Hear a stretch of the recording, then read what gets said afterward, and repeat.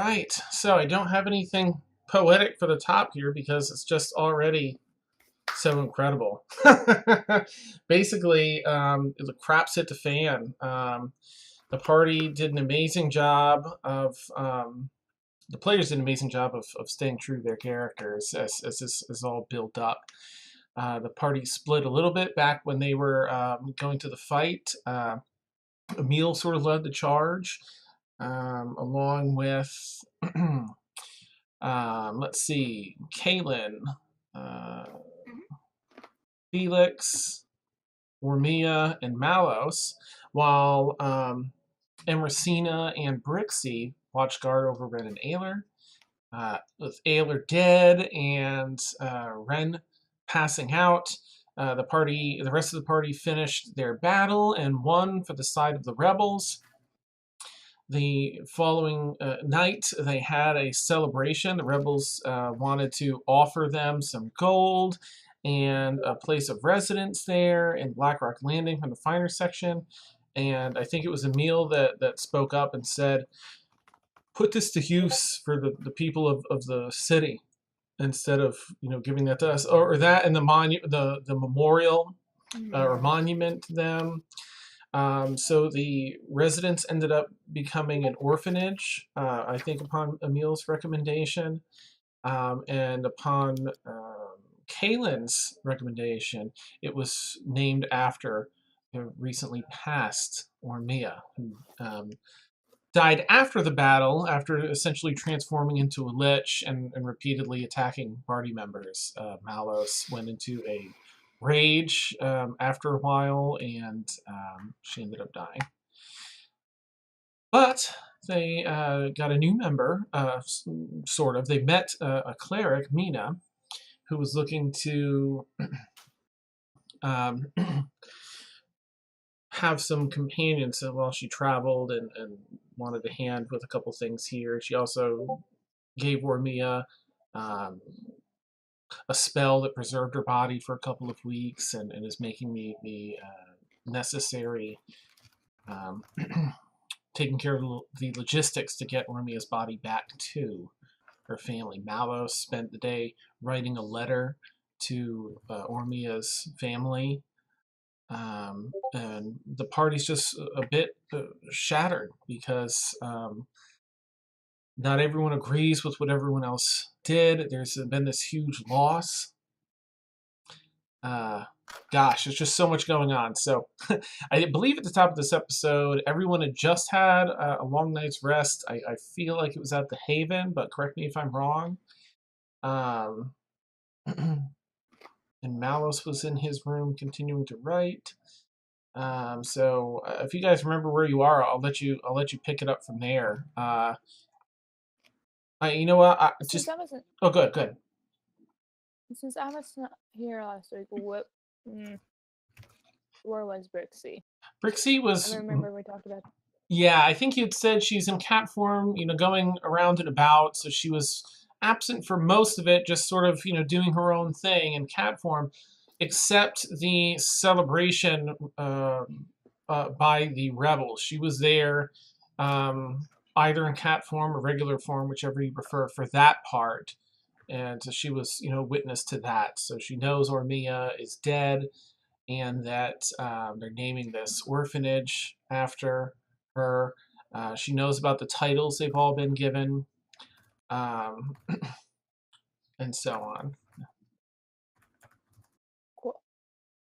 Oh, thanks, Nevik. Yeah, I'm doing it in the background, but thank you, Warren, as well.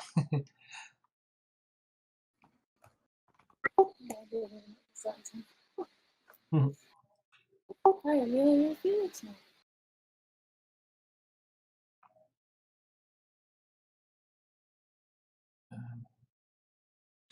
Okay. Do any of you recall where you are or know what you'd like to do? I think wasn't a group of us heading towards the where trying to think. Or did we already do that? Did we already? No, yeah, we already did that. Yeah, we had just exited the the ceremony, right? Yes, that's right. Because I don't know that anyone really had any I think that words.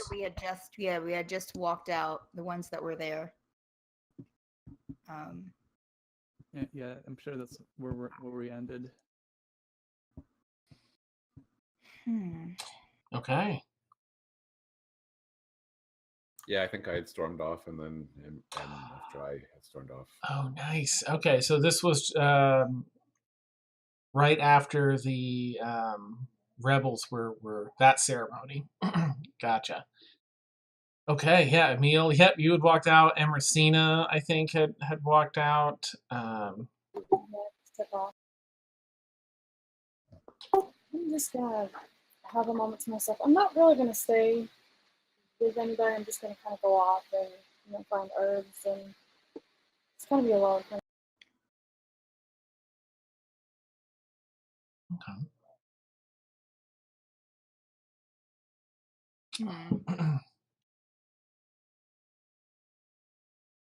It is late at night then, because you guys had gotten there, I think, pretty late, and they were doing Okay. this. No, it's kind of. I thought it was wasn't early? in the morning. Okay, we'll say morning then.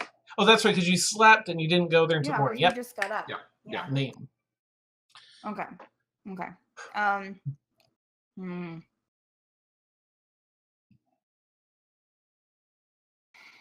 Well,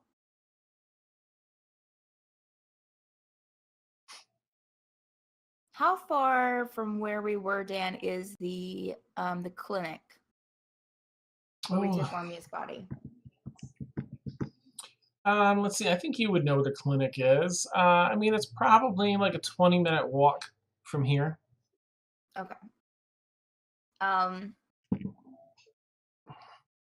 If anyone's around me, I'll just tell them that I want to go there to check on Rin to see if Rin's there. If Rin, because the last thing I had heard is that he had stormed off, or was Aylar trying to find a healer. Yeah, I'll come with you. Okay. So I'll head in the direction of the clinic, Dan, with Felix. Anyone else that wants to go? Okay. The crowd here is while they started out cheering for you guys, it's just become sort of a celebratory session there in the strategy room, and they're talking amongst one another now, patting each other on the back, filling the halls here with a lot of the jovial sounds that you would expect after possibly being freed from all this oppression. You sneak your way or walk your way through the crowd back out of the strategy room, Felix in tow, and begin your trek over to that area with the clinic. Does anyone else that's in this room want to head anywhere or do anything?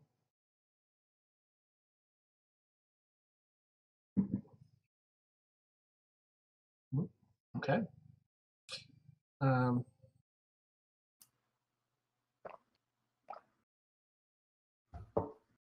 I don't know if you're trying to say anything more, and I can't hear you if you are.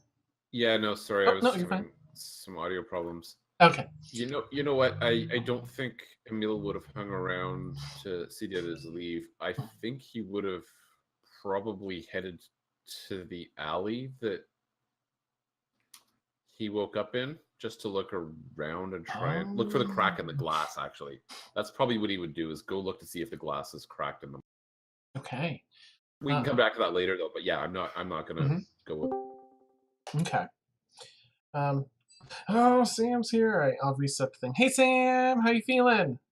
I'm alive. That's perfect. Oh my gosh, that's My mouth fantastic. is full of cotton. We were really hoping you would be super loopy. No, I took a nap and so most of that wore off. Oh, good. I can't really smile though, so. We do Poor sympathize thing. with you. Now, so you got your teeth pulled out last week or This week, today, a couple of hours ago. She is a trooper. I really wanted to play. I kicked Mike off the computer and he said, okay, and just until dinner's ready. And I was like, fine. I was like, I bought myself a gift. Nice. Ooh. Oh, awesome! Sam, you're the only one I haven't shown you these. I'm just really proud of these. I'm really proud of this mine. That was at Akon. That and my signatures from that. Oh, and also my. All right, let me get these videos set while we go through. So, Kaylin and Felix, the halls are pretty fairly empty. There's a lot of people in different rooms as you're walking through the Haven and down some of the different streets as you go through the more open residential areas outside of this. This part sort of built into some stone, so it's like one large building where the strategy room is. But as you leave that to go down a few blocks, you get a little more of that fresh salt air that runs through under here. And you make your way to the clinic, and it's fairly busy down here, as you would expect. Still, there's a lot of really wounded people, but it seems to have quieted down where people are resting. Some are being discharged. There aren't that many coming in any longer, but it's still not the prettiest sight. There are a number of healers running around now that you can spot. I definitely want to try and find someone in charge that looks in charge, or at least one of the nurses. Okay. You see, the lower level healers there, as well as a full-on cleric. Not Mina, but Right. the one that took over for her. Half elf cleric. You don't really see the holy symbol, and you get her attention. Oh, yes. Are you wounded? Please sit down. Sit down. No, no. I'm not wounded. I was wanting to know if you've had, and you have so many people, but just by chance, if you've seen like a large gentleman with no arm bringing in a boy who he was looking for healing because we believe that he was dead. Yes, the lion. Yes. Yes, young Ayler did not make it. He had several attempts to return him to the living. Alas, they were not successful. The lion is physically healing, but he's resting elsewhere. He's not in a state for visitors would probably be the best way for me to describe it. He's taken it really hard. Absolutely. Can you tell me, I'm not going to go right now, but can you tell me where I would most likely find him if I were going to go? You would have to ask permission from the generals. I'm under orders not to discuss his location. He's rather volatile, and I can't see why they would turn down the heroes that helped win the day. It's a bit above my pay grade, unfortunately. No, understandable. Who would I talk to about permission? Any of the generals, and she kind of describes mainly the people that just gave the awards in the strategy room. Oh, okay. Mhm. Okay. All right. Okay. All right. Well, are the generals usually found around together around the strategy room area? Yes, during the day, typically you'll find them there. Okay. Okay. All right. Thank you very much. I appreciate your help. Certainly. Are you sure you're in no need of healing while you're here? Kaylin looks to Felix. No, I'm okay.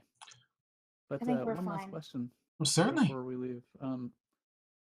Could I ask what prevented Ayler from being revived?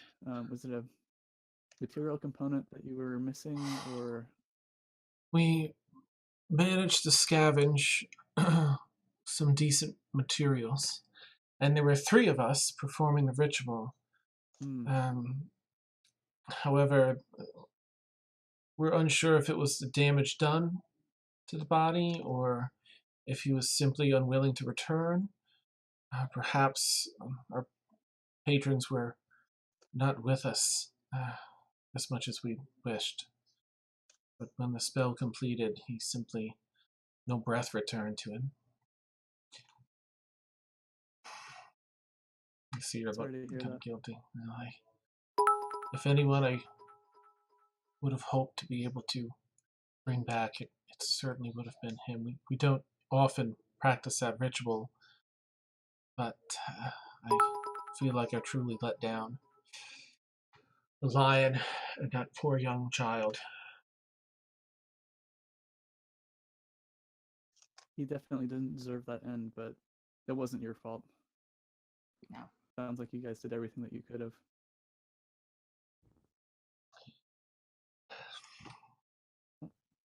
We won't keep you though. You look very busy. Thank you. If you do find yourselves in need of healing, see either myself or Mina, and we can do our best. And what was your name again? My name is Rathka. It's a pleasure to meet you, Ravka. I'm Kaylin. And Felix. It's a pleasure. She does a bow to each of you. Alright. We'll head out then. Okay. And thank you for the cheers up in here. Let's see. I'm just writing down names. Sure. Once we're outside, I'm gonna turn to Felix. I have a letter that I want to write. So I'm going to. Are we still staying at the hotel, Dan? Or I mean, technically, you still have your room there. You know, it's paid for like a half a year, I think. Okay, great. Got you. Okay. Mm-hmm. So I think I'm going to head back to the hotel and do that. Maybe work in the tinkering shop a bit. Just kind of gather my thoughts. When were we supposed to meet the cleric? We're supposed to meet her today? Dan? Oh, you're asking me? I wasn't sure. I didn't want to jump I in. was kind of asking Felix, but if he doesn't know, then... Yeah, I think it was this morning to discuss a little further what to do about travel in Ormia's body. Did we say a place? No, I don't think so. Just here in the haven somewhere. Okay. Right. We can retcon a place if you'd like. That'd be fine. Which is kind of like, okay. We're great at planning, guys. Nice. We'll say the cafeteria sometime mid-morning. Okay. Yeah. That's great. Mm-hmm. So I think I'm gonna head back to the hotel, maybe write my letter before I meet everyone downstairs to speak with the cleric. Okay. I guess I'll see you at the cafeteria then. Okay. All right. So Kaylin will leave. I'm going to go back to the hotel, Dan, and just go back up to the room and start writing my letter to my parents. All right. You return there, and there's definitely a different vibe.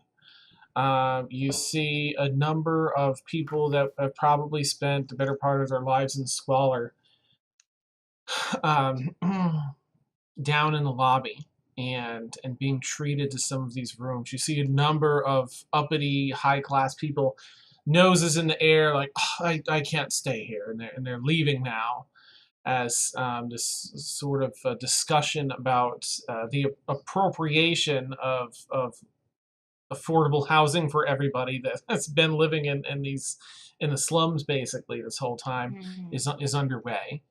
You do see the gentleman that was taking care of the floor that you were on, and he seems to be pretty peaceful about things and trying to help sort this information out and on board with the changes. Just at first glance, it kind of looks that way, you know. Okay. But yeah, you find your way back and you begin writing that letter. Okay. Yeah, I was going to ask, chat kind of mentioned, is the concierge who has no name there? That's a good question. Let's find out. No, that's actually his name is Consi and then Erge. That's his name. Nice. Yeah, as you glance around, you don't see her at her desk. It's empty. FYI, Kaylin still doesn't ask for their names, so Nice. We'll never know. we'll never know. Awesome. At this time, Brixie would Mhm. be probably looking for a library. Okay. There's a small one. Where are you? You're in the Haven. They have a library-ish room. It has books in it. A lot of them are more of fiction and not so much in the way of history, but you find just a few there that have some history to it. Is there anything in particular that you want to look for? Dreams. Okay, like a dream interpretation kind of thing. Yeah. Okay, roll an investigation check. It's slim pickings in here, so the DC is going to be a little bit high. 16. Yeah, you don't. There really isn't much in here, but you do recall that you'd all made a trip to a grand library back in the city that would almost definitely have something like that.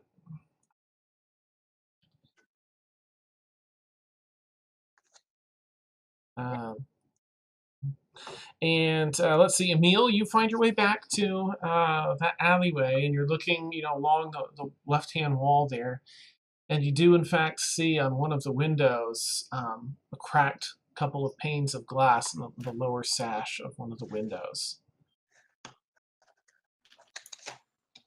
Okay. I mean, I think Emil's just gonna look at it for a long minute, but then he'll probably, I mean, kind of lurk in the half shadows and close his eyes and see if he can remember what he did last night about reaching out to Seb. See if I can find Seb with my mind. Oh, okay, nice. Let's see. Roll a. Gosh, what would this be? What would this be? Because you're trying to check, and it's. You know what? I'll have you roll an Arcana check. I think it'd be the best way to do it currently. Yeah, we'll do that for now. Oh my gosh! Okay. Okay. You once again, you take a moment and calm your mind, and you reach out to Seb, and you sense after it takes less time this time, maybe 15-20 seconds, and you do feel that familiar feeling as though Seb were on your shoulder, but at a distance, and there is a connection made. Where you feel as though you could wordlessly speak to Seb if you wanted to.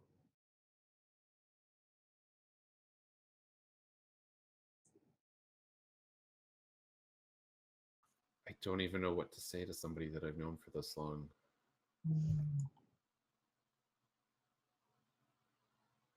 That's a big, complicated word. Hello.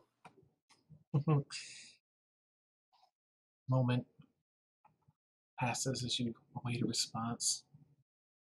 And you hear a soft, hello. I'm gonna pull some of the seeds and nuts that I inevitably have in some inner pocket of my ear and hold out my hand with some in and just think, do you want some? Like I'm still trying to figure out, is this really Seb? Is this really what's going on? So it's kind of a test. You wait a moment in anticipation. Food. I'd love some.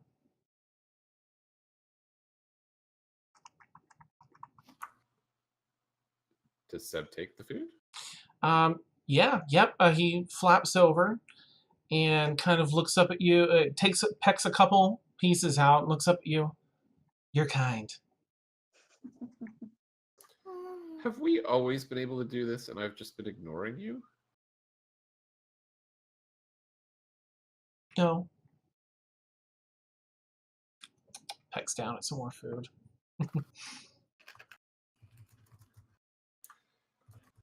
Well, I hope you know what happened, because I sure don't.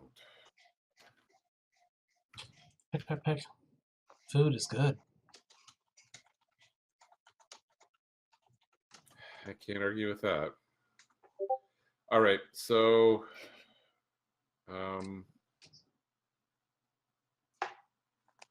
yeah, I'm not actually sure what I don't think Emil would quite know what to do, but I think he'll probably just spend some time trying to do simple communication, like just trying to refine this a little bit. Maybe even having Seb fly, see if he can get Seb to like fly up and come back and stuff like that. Just kind of explore the limits of it. See if he gets tired. See if sometimes he can't quite figure it out. So just trying to practice, I guess. Gotcha. All right.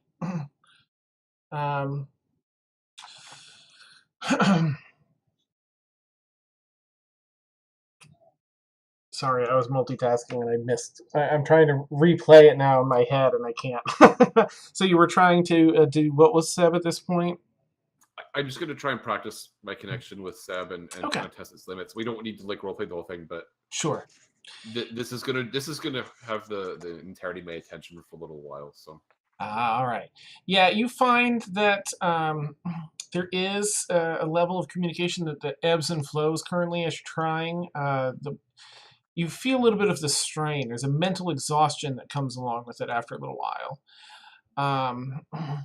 You also recognize that Seb seems to have a decent amount of intelligence, but is still, limited to an intelligent bird as you carry on, some commands and questions and things like that. But you do give him a couple of the commands that you have taught him wordlessly through thought, and he does perform those. Okay, cool. Neat. All right. Can we do my stuff next? I'm gonna have to get off in a bit. Oh, okay, absolutely, Sam. Yeah.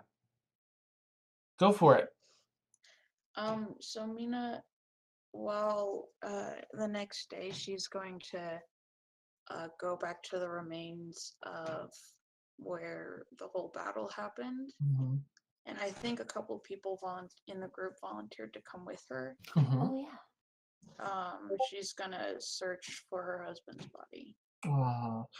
We'll fast forward past the talk, and do this while you're here. Who was gonna go with Mina to help? It Caleb? was me. So I can run into her in my way in to get like the hotel. Okay. Well, because we did this last week where I asked people like, "Hey, Mhm. I need to go I think find that was someone." Felix, right? Felix? Yeah, I'll Or come no? in. Or was I it don't remember what Emil? I said. It was. I think it was Emil. He just. I think it was him. Don't ask me to remember things. Nice. Yeah. Okay. So so I'm gonna head Alright. back. How has it been like? Has the area been like cleaned up yet or anything? Um. This is like the day after it happened. Yeah. I mean, cleaned up is a loose term for what's happened. Excuse me. They've what's going on here? Well, a lot of the bodies have been pulled away. There's still bits of bodies in some locations. There's still a lot of blood and gore on the battlefield. It seems actually, as you come back, it's largely deserted. You see just a few really devout clergy members. A couple of prayer circles going on around the courtyard and some of the cleaner areas.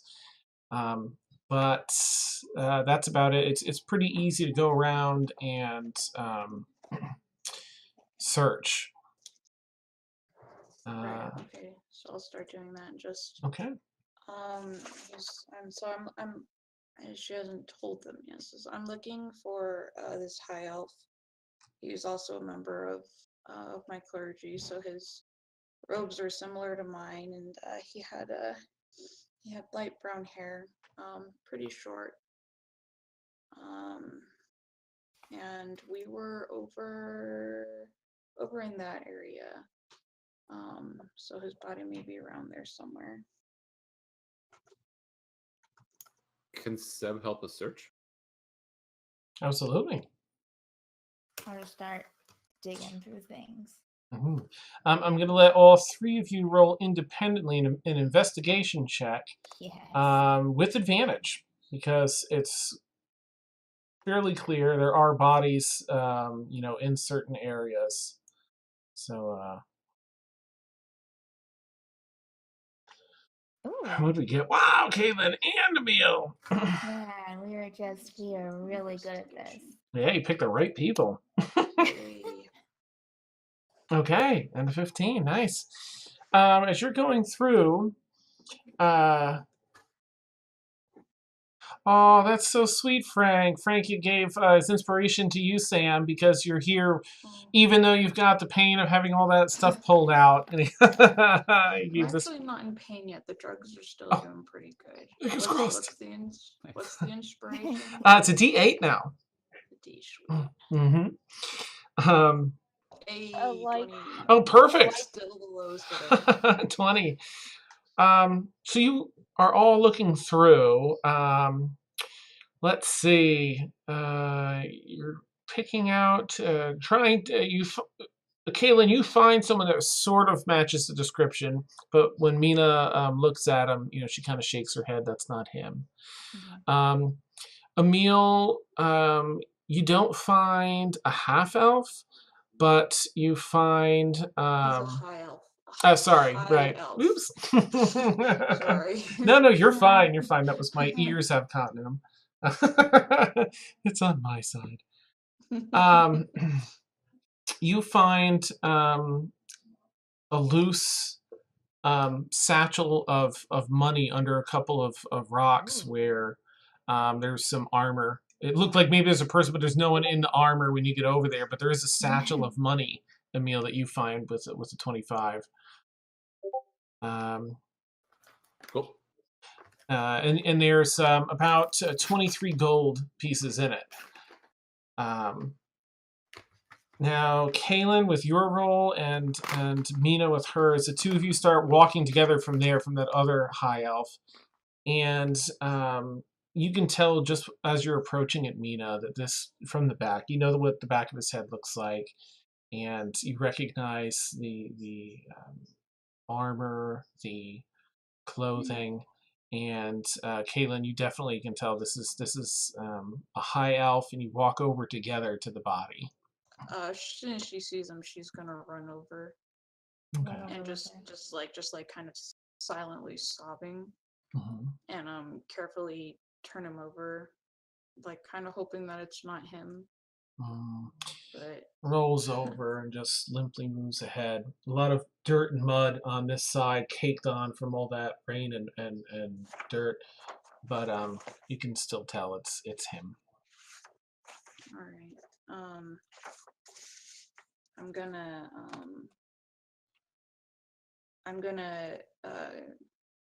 cast mending on his robes to make them clean, Okay. and just kind of like wash off his face, and just look up at Kaylin and um, this is him. Kaylin just nods, watching. He's my husband. He's the one who saved me from the darkness. So I could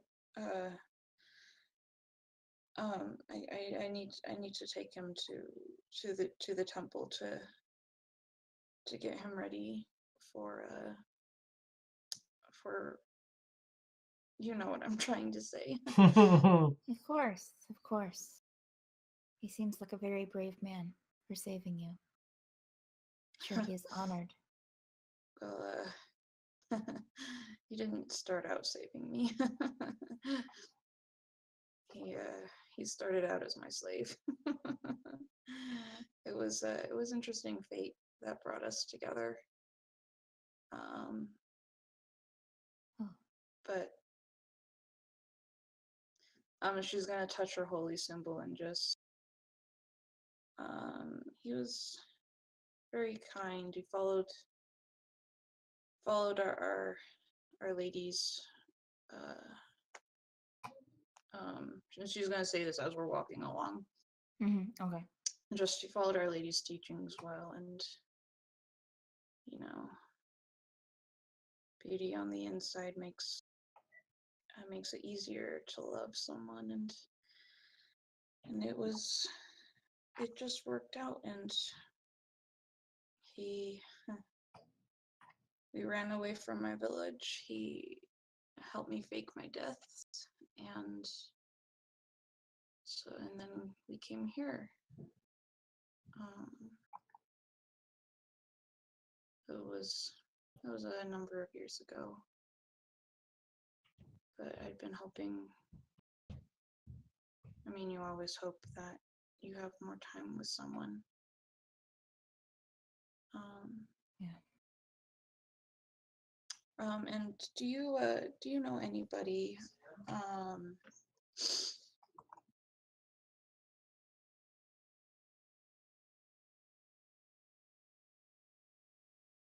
I think Emil has probably come over at this point, is kind of hiding in the shadows, lurking, not trying to eavesdrop, but trying to be there. Well, you volunteered to help carry him because I'm very weak. Sure. Because I have an 8 strength again. Strength's a jump stat, it's fine. Exactly. I need strength and you have finesse. Where was I? Helped fake your death. Oh yeah, and then we came here, And, You asked if you were going to ask if I knew something? Oh, yes. So he'll be buried with his holy symbol, otherwise I would keep it, but I was hoping maybe there's a way to get his wedding ring incorporated into mine, kind of melded with my symbol. I'm sure there's smiths all over town. Yeah, because his ring won't fit on my hand, but I know a little bit of metal smithing. If it's beyond me, I might at least know who to talk to and make sure we get somebody who knows what they're doing.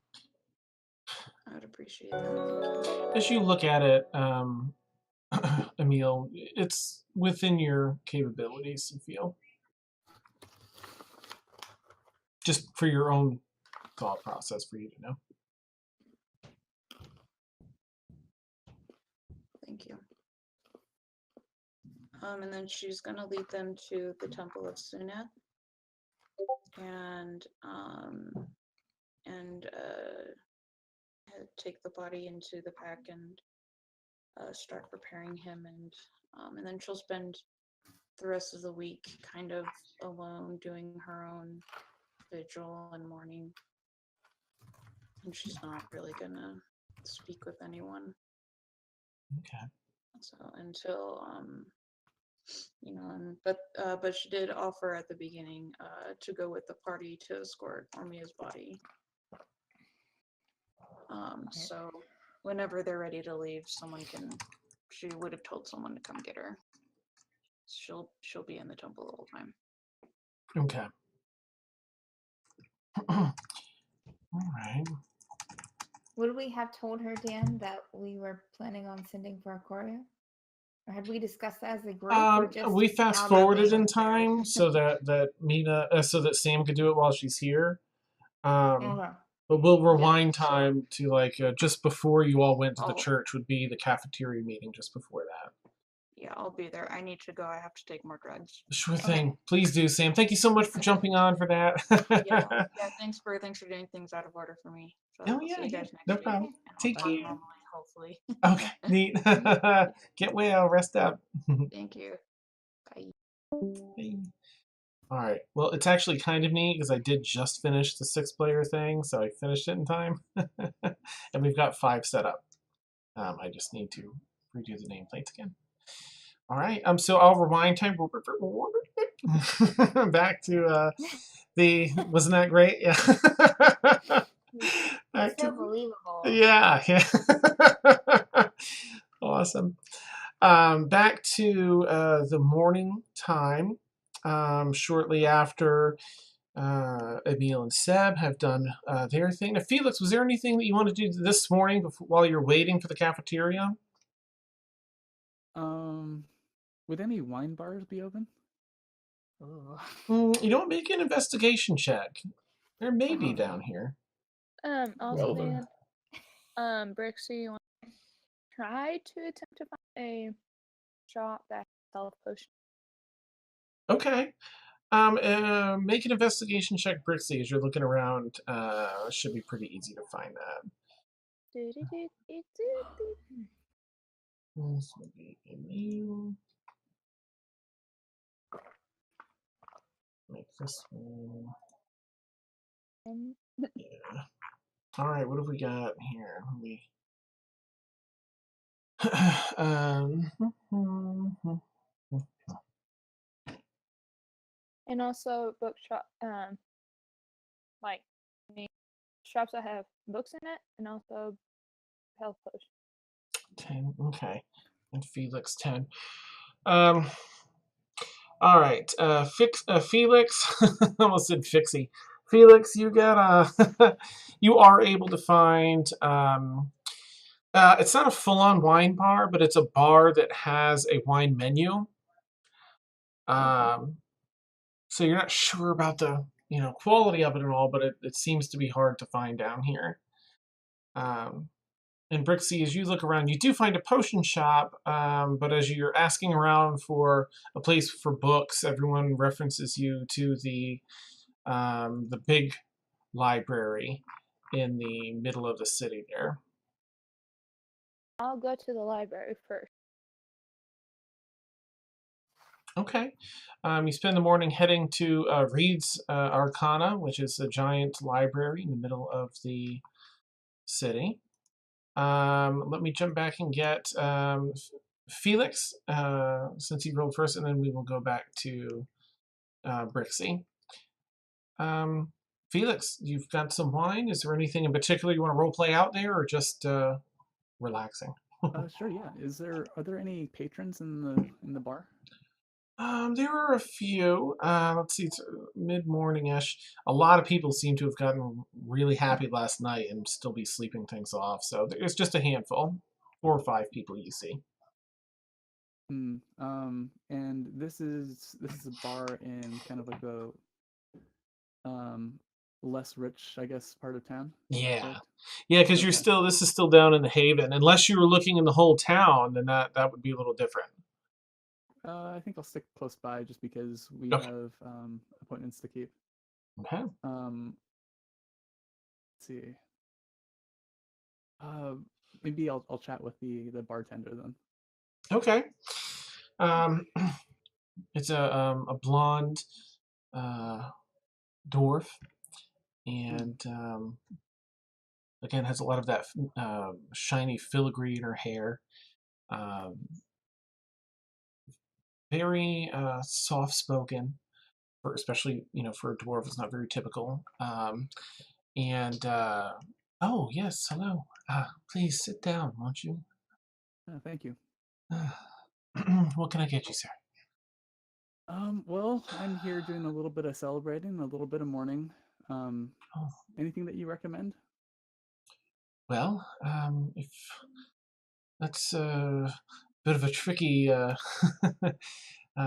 set of feelings to manage with drink. We have some. Are you looking for ale or wine or something stronger? You know what? Let's just go with something stronger. Okay. I know it's pretty early, but Hmm. what the heck? Well, tell me a little bit about what you're celebrating and who and what you're mourning, and maybe I can pick a better drink out, a more suitable drink for you. Well, celebrating the victory, Hmm. mourning the loss of a companion, a friend. Oh, Yeah. I'm so sorry. Well, I feel like that should be. How about something bittersweet? Oh, read my mind. Well, we have dwarven sour. We have a let's see, and she takes out some mixing equipment, mixology gear. um, this is I can make this a bit on the sweet side to find a good balance, I think. And she pours together a couple different drinks. One of them you recognize, I think, is I think it was Dragon's Breath. That you experience somewhere else, really strong, and has like it looks like flowing flame as it's poured out, and then pools up as like a ethereal sort of liquid. She puts a few other things in this mixing cup and some ice and shakes it around and pours a drink that essentially is blue on the bottom and then a very soft orange up to red on the top, layered colors. And I hope this honors the victory and your friend both. Sure. Do you mind making another? Not at all. She goes, sets back to work, sets the other one down. Here we are. Thanks. And I just kind of sip one and leave the other on the table. If you need anything, just call, please. Thanks. She walks down the bar. All right. Anything else for Felix in here currently, or just? Not at the moment, but maybe in a little bit. Okay. So Brixie, you are down at the library. If you want to make a fresh investigation check to see what books you can find here in Reed's Arcana. What is the name of the library? Reed's Arcana, but it's REED apostrophe S. R-E-E. Oops.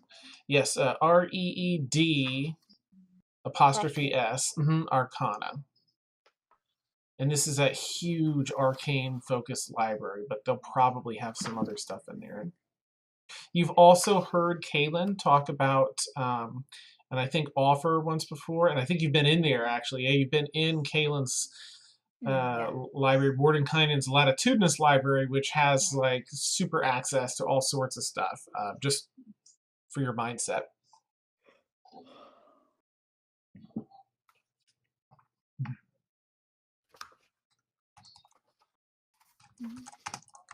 Sorry, I'm in the middle of writing. Okay. Investigation. Intimidation. Investigation. Gonna scare the crap out of these books. Yeah. Oh, not bad, not bad. All right, what have we got? Okay. And was there a specific topic you were looking for again, or just a same topic? Dream interpretation. Okay. So you do find two books about dream interpretation. One is very abstract, and as you read through it, you feel like I don't know if there's much merit to this one. This feels a little flimsy as far as legitimacy goes. The other one seems to be based, it references some research and seems to be based on a study done across numerous people, but it's still fairly abstract. Is there a particular dream or something from a dream that you're looking for a relation to or interpretation for? Goodness gracious. There was. My mind just went blank. The spell is working. I'm just kidding. What? I forgot what it was. And so in the meantime, I will. Can I make a sleight of hand to try to stow away the book so I can focus on what I want, what Brixie wanted to interpretate?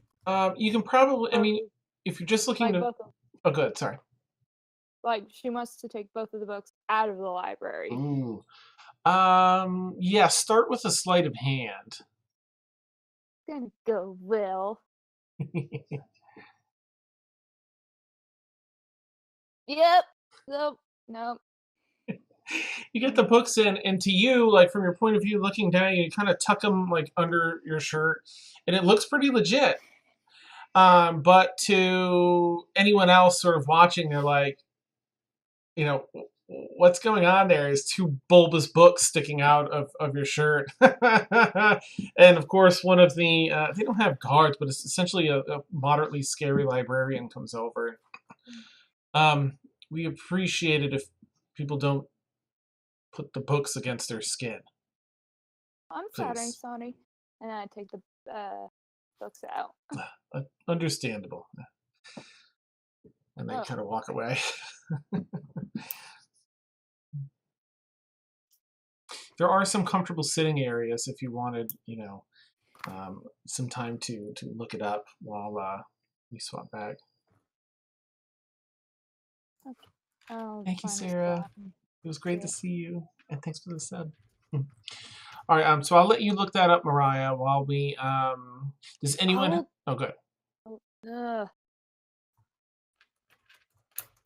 Okay, you look that up. I'm gonna jump. I did have it. Never mind. Yeah, take a peek, and I'll just I'll see. Does anyone have anything else they want to do before the powwow with Mina in the cafeteria? After I've taken off, I'm gonna go back to. We all have rooms, right? Yeah, so I'm gonna go back to my room, and I'm gonna. Kayla, you went back to your room. So I don't think I'd seen you. So I'm gonna go back up to my room, and I'm gonna just keep reading through the books that I was given. Oh, okay. Talking about the ritual and everything, and, try to figure out how I can get it done without looking like I'm trying to be an Oreo. Nice. Thanks, Navike. Em, as you're reading through those books on the right and the rituals within, you do see that a lot of the wordage being used is very pleasant and soft and positive versus anything like, and then consume the blood of 1,000 orcs. It's all very feathery speech about peace and freedom of the rights that allows you to embrace, the heritage and things like that. If that helps at all, if you had to show that to anyone. My mind a little bit, and also I remember I still have leather in my bag, so I want to try to work on some leather working just a little bit while I'm maybe like a small brace or something, like while I'm in my room, just to get my hand off of things. Okay. So I'm just do that. You're a little hard to hear, Em. I don't know if it's the laptop microphone, maybe. Do I need to? Am I too low? Yeah, and it picks up like a hiss with it, so it's hard to make out. Oh, it's the laptop. Okay, I'll switch to my headphones. Okay, if it works. Sorry. Thanks, Em. Thanks, Melissa. Okay. All right. So she's doing that. Anyone else, or are you good to kind of? Is there a Dropbox for the? Can I give my? I'm guessing I can give my letter to someone there. Is the concierge back of her desk? Well, yes, she is. Okay. All right. How may I help you? Yes, I would like to mail this letter, please. I can take care of that for you. A little southern today. Oh, my pleasure. Sets it down on the desk. Do I owe you anything for the postage? Not at all. No, that's all taken care of. Thank you, though, dear. I just want to make sure that the address and everything is, that you know where to send it. Well, I'll take it right down to the carrier. Okay. And they'll see it gets to its destination. All right. You know, we've talked for a few times. Indeed. I don't think that I've caught your name. Oh, well, my name is Mary Ann. Marianne. Indeed. That's a lovely name. Thank you. Pleasure to... I'm Kaylin. Ah. Well, it's a pleasure to officially meet you, Kaylin. Bless you. Kaylin will shake her hand. I'm guessing Mm. she's a human, an elf. Gosh, what was she? We'll say a human female. I think she was human. Okay, so yeah, I'm still reaching Yeah. up. Great, great. It's been a pleasure. Okay, thank you very much. Indeed. Thank you. She kind of awkwardly and turns around and heads towards the cafeteria. You sort of bump into someone as you're backing up blindly. Yeah. Turning. Oh, sorry. Kaylin, while she's being awkward, will kind of reach down to her bag and grab one of the pastries from earlier and just stuff it into her mouth. Come on, and you walk off to the cafeteria. That's great. Mm-hmm.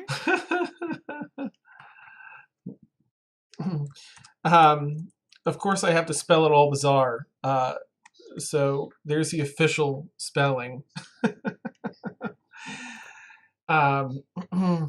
Because I can't just spell anything the normal, proper way. Right, of course. Why do that in a fantasy game? Yeah, right. Okay. Is this better? Sorry. Say something else. Hello, is this better? Oh, so much better. Thank you so Yes, much. wonderful. Kaylin just found the name of the concierge. I think all you Everyone's so missed. excited.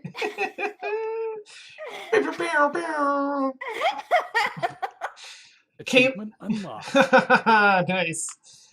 I feel like giving Kaylin an inspiration die for discovering the name of the nameless concierge. Yeah, go ahead. You can have a 1d8. Because it's an epic unlock. Great. All right. So, Brixie, do you recall what you wanted to interpret from your dream? Yeah. Okay. Oh, excuse me. Oh, it's dream time. If anybody can come into a dream and teach. Okay. There is a special section in this book that did catch your eye regarding that. Which book? The not the crappy one, but the one that actually seems somewhat legitimate. It taught. The abstract.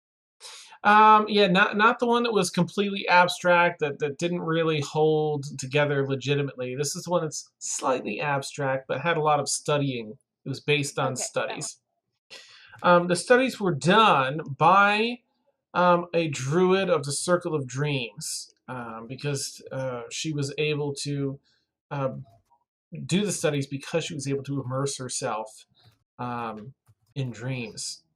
And so you do get that reference that if you were to follow that particular circle or become a follower of that circle, you might be able to do that. And if there's another member out there that's already a member of that circle, they may be able to contact you through dreams as well. Sometimes she goes into this little biography in the back where she talks about her history behind this. And she does talk about how she was guided and taught by someone, an elder, basically, that taught her how to do that and how she's using it now to help people better understand their dreams.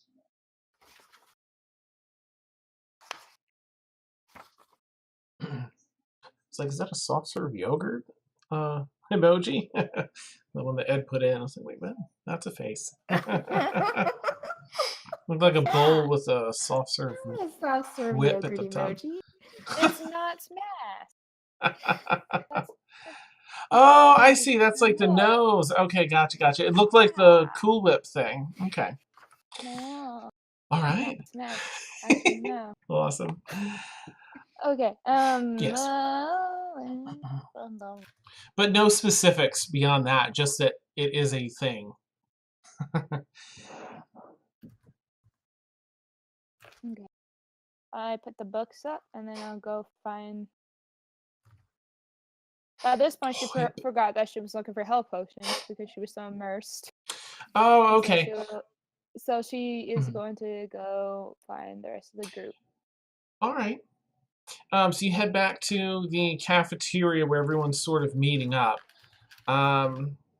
I imagine everyone does at this point, makes their way back unless anyone has anything they want to do beforehand. Otherwise, you meet back in the cafeteria. Oh, go ahead, Felix. Sorry, did you have something? Yeah, but before I make my way back, can I ask the barkeep, excuse me, this is exactly what I was looking for. Yes. Oh, good. However, do you have any, I'm new in town, do you have any restaurant recommendations? Oh, well, if you have such great taste, I figured... You're too kind. Know a good place. Well, there's not much down here in the Haven. We get by, but there aren't too many that can prepare food the same way that can be done up in the city. I would recommend trying the Blue Button. They focus more on pastries and desserts, but they do have some meat pies and things that are quite delicious. There's a place, Surf and Turf, and it serves almost exclusively surf and turf. But expensive there, but magnificent. Is there a particular type of food you're interested in? You know, those two sound amazing. I'll go ahead and check those out first. Wonderful. Wonderful. Thanks so much. My pleasure. How much coin is that going to be? Let's see. They're mixed drinks, which are always pricey. I'm going to say 8 silver in total. Oh, okay. Sounds good. I'll go ahead and mark that off. And I'll meet everybody back at the cafeteria. Okay. Hey, Dan, I have a question. Shoot.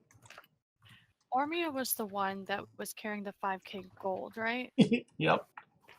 All gone. So... About to smack you.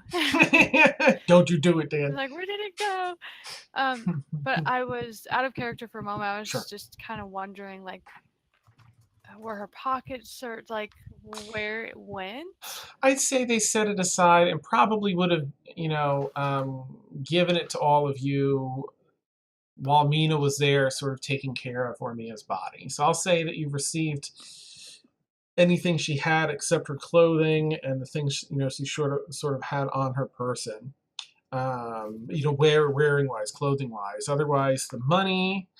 I'm trying to think of what kind of items she had. There's the pistol and such. I don't know if that would. I'll have to think about what's become of those. But the money you certainly have. That was transferred, and I'll have to look at her character sheet here and see what else she's got. But okay. All right, so you all head to the cafeteria, and you find Mina sort of waiting patiently off in a corner booth, and she says, she's just waiting. You're welcome to approach her and sit there if you like.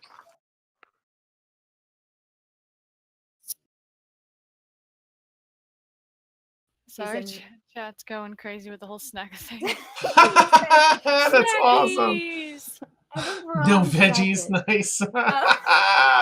Awesome. So, all about that snack. In the cafeteria? Yes, yep. Okay. She's in the corner. Kaylin will kind of, if she sees, when she sees her, I'll go and, and sit with her. Okay. Thank you for joining me. I appreciate you offering to help me search the grounds. When we're done here, I'd like to go over and do that. If that's a good time. Good. Absolutely. The rest of you sort of pour in and see Kaylin and Mina in the corner and pull up a seat, unless you don't want to sit down in the booth. But there's enough room for everybody. Do whip. Say um, goal, not say whip. See, You're so whip. distracted. Yeah. You're so distracted. This is sad. Same wavelength. Chat's we pretty just hilarious. Yeah. by food. I mean, food's awesome, but I'm just gonna sit at a Mhm. table, like kind of close, Mhm. but just like one of the tables surrounding that table, Okay. because I never really fully introduced myself or talked with me or anything like that, so I'm kind Right. of like keeping my distance. Drow alert. Yeah. I think Yeah. I think Emil's gonna try and smile at Emersina kind of cautiously. I mean, last time he saw her, she was a little ticked at him, so he's gonna kind of. Is it better yet? I'm just gonna roll my eyes at him. Nice. She shifts in her seat. Neat. And Brixie, you pull up a seat there as well in the corner booth, and you see, this drow female cleric that is ready to talk to everybody. And she says, "Well, I've sent word. We sent immediate word through magical means to the family, and they've requested that we keep the body here, and they're going to send a party to come and collect your friend's body.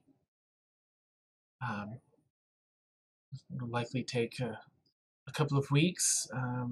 They'll probably want to hold a memorial of some sort if you wish to participate. They asked for some details that we gave them, and I believe you can talk to whomever they send about attending if you want to. Otherwise, I'm sure you've certainly earned some rest, and it's a bit of a relief to not have to travel immediately. I am still interested in leaving this place, and would very much still like to. I'm hoping you'll still consider allowing me to go with you, at least for a while." She kind of looks around to gauge everyone's reaction. Well, I mean, I think there's a bit of a shakeup going on, anyways. I mean, I assume that Malos is probably long gone by now, given the war he started, and I don't know what happened to that cat. That's when Brixie walks by and sits down. Flunk. There's Oh. the cat. Right here. Hello. Might I ask where you are from? Well, it's a bit of a long story, or not a bit, quite a bit of a long story. I'm from the Underdark here, and I wasn't always a cleric. And as you, and just looking at you and understanding that you have your wood elf features and everything, I know you're likely very wary of me, and I completely understand. I was not always the person that sits here before you today, but I had someone in my life that turned things around for me, and I'm a faithful servant now to my deity, which I don't have pulled up. And I hope, I know I have to earn trust, most certainly, and I wouldn't expect anything less. But that's all I can say on my behalf. I think only my actions will show. Yes. Out of character, Yeah. Would we know if it was a drow deity? I can't say because for the life of me, in the background, I'm processing who the heck her deity was, and it's not in her character sheet. It's Soa. Because she shared it with me because of Ah, okay, because she did. I feel like she said. Art piece. Mhm. As soon as I can pull up Facebook, I can. It Okay, is. I feel like it's a deity of Oh, light or something like that. it is. Oh, are they? Ah, thank you for the heads up. Let me. I Yeah, have it here. it's Sune, Sune. Sune, yeah, and they are a Sune light aligned. is a deity of beauty with governance over love. Interesting. That is my deity. As I said.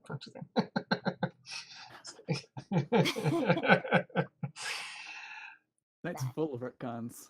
That. Yes, it really is. All right, videos are going to get wonky for a second. Hold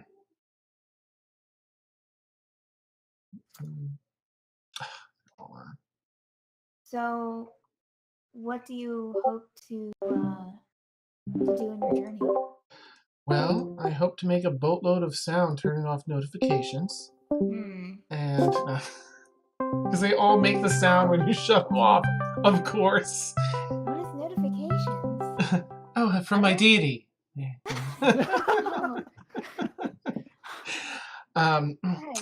Well, I Well, that's no idea because she's not religious. There's much I seek to do. I do hope, in part, to spread the love and news of my deity. For now, I just wish to leave this place. I was not a part of whatever was going on higher up and at the Crucible, and was not expecting everything that transpired. Just bringing in and taking care of my own flock of followers and healing them and guiding them. And after all this broke loose, everyone suffered a lot of loss, and I don't want to be around it. That's my short-term goal. Yeah. Well, I'm all for journeys. That's very kind of you. I will prove myself worthy of your kindness, and I can hold my own in a fight, and I can offer healing, and always an ear to listen to your woes. Thank you. Thank you. Seems like we've all lost a lot. Yes. You see your mind sort of go elsewhere for a moment. Well, shall we, if the two of you, and she looks at Kaylin and Emil, are still, actually, you know what, she'd probably, seeing Brixie, having not really seen her before, sitting down, in the booth, I'm so sorry, I don't believe we've been introduced. By the whole entire conversation, because Brixie is feeling very uncomfortable, she turns into her cat and she crawls up Felix's shoulder. Ah, okay. With a worried look on her face. Ah. Mina reaches a hand out, but seeing the worried cat face, pulls it back. I'm sorry to ask. Hello, kitty. Are you a cat that turns into a tiefling, or a tiefling that turns into a cat? I've never seen anyone. Why not? Oh, it's deeper layers than that. Oh. It's a dragon that turns into a tiefling and then uses some my. of the magical spells to turn into a cat. Oh, quite the company you keep. Well, it's an honor to meet you then. And she bows to Brixie in cat form, as though she's a dragon.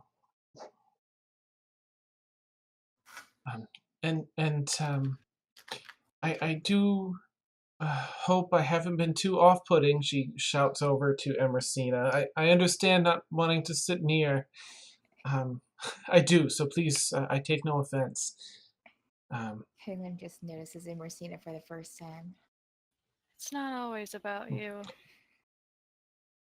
Understood. I just wanted to reach out just in case. But I understand. I do hope we'll all get along well. And I suppose if you're ready, perhaps if you two are still okay helping me search the grounds, maybe we can head over there. And she looks at Emil and King. Yeah, let's go. Wonderful. It's been a pleasure. And she gives Brixie the cat another bow, believing she's a dragon on this third level of Inception. I give her a quick look. Oh, she kind of holds. And then hopping off of Felix's shoulder, I go and she'll look her. Okay. So the crew that goes out to the church goes out to the church, and we've seen that. We've already done that scene. And I think actually now is probably a really good time to take a break because it's right around that time. And hey, I don't have to shut the whole computer down at break. What is this? Is this a working computer? Nailed it. Yeah. Oh, I'm gonna clip that.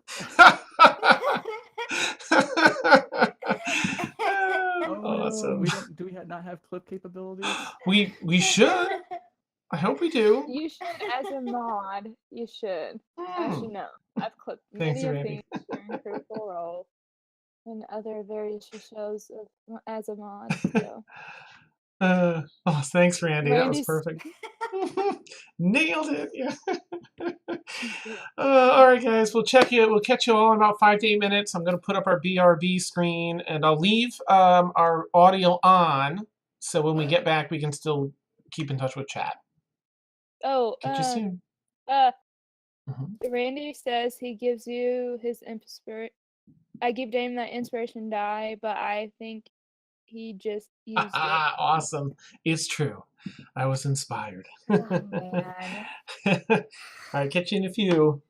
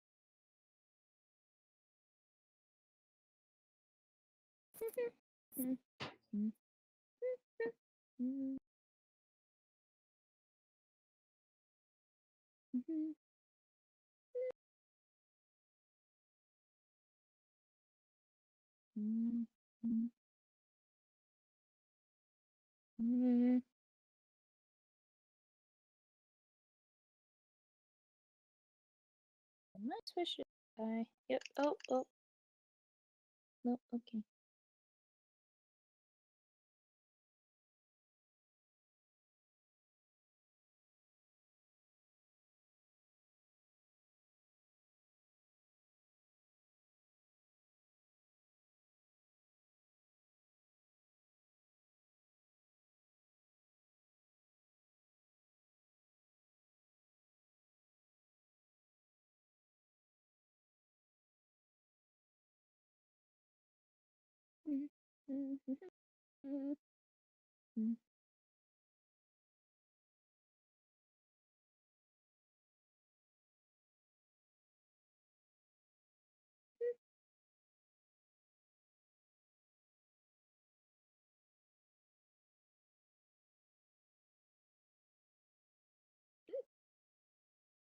Damn.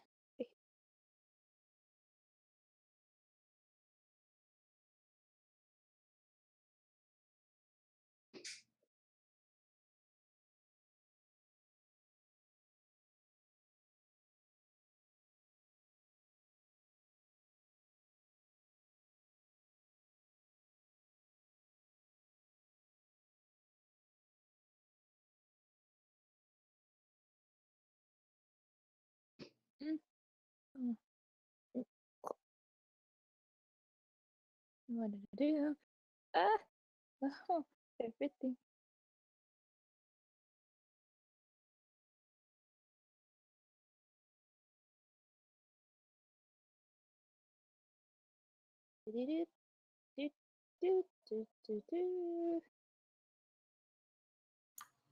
Do we get Maria singing to us during the intermission here? Just sing to us for the intermission? Be our entertainment?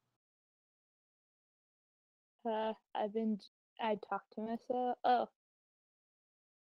That's fine. Just kind of sound like you were singing to yourself, and it was like, well, you can sing. Oh, I was humming. That's okay. Been talking to myself.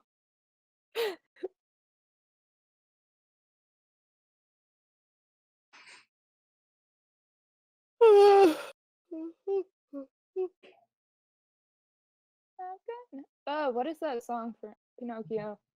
Yeah. Oh, like, have you seen the new Dumbo trailer, Warren? No. It's so good.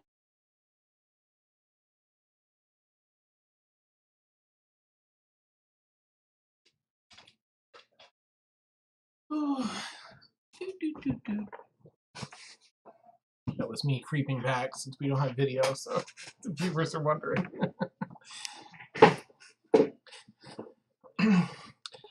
Da, da, da, da, da, da, da, da, dee, dee, dee. Nice, Frank.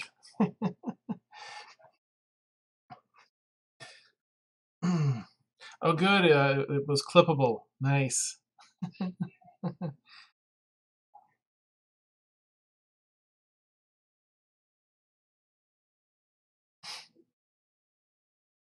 Oh, no, we're good, Randy. Yeah, I wanted to keep the mics on this time around. Just so we can stay in touch with you while we wait for everyone to come back.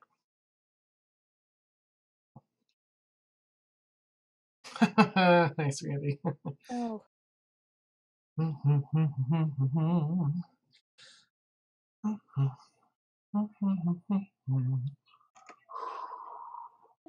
Fresh coffee.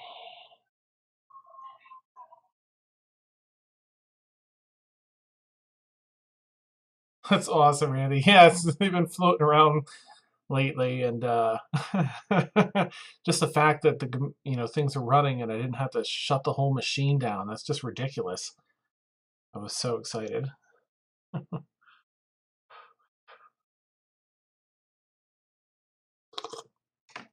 Yes, Frank, it really is. Yeah, and it will be for a while. Nice.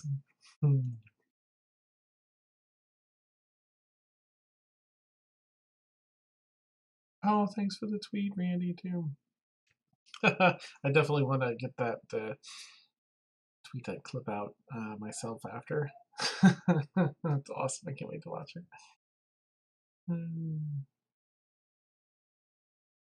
Earworms are us. All right, what turn are we at here? Who's back? Well, you know what? I think what we might do is, since we've already played out the scene at the Crucible, and I'm not going to put us, technically live just yet. Not quite yet. If you can hear me.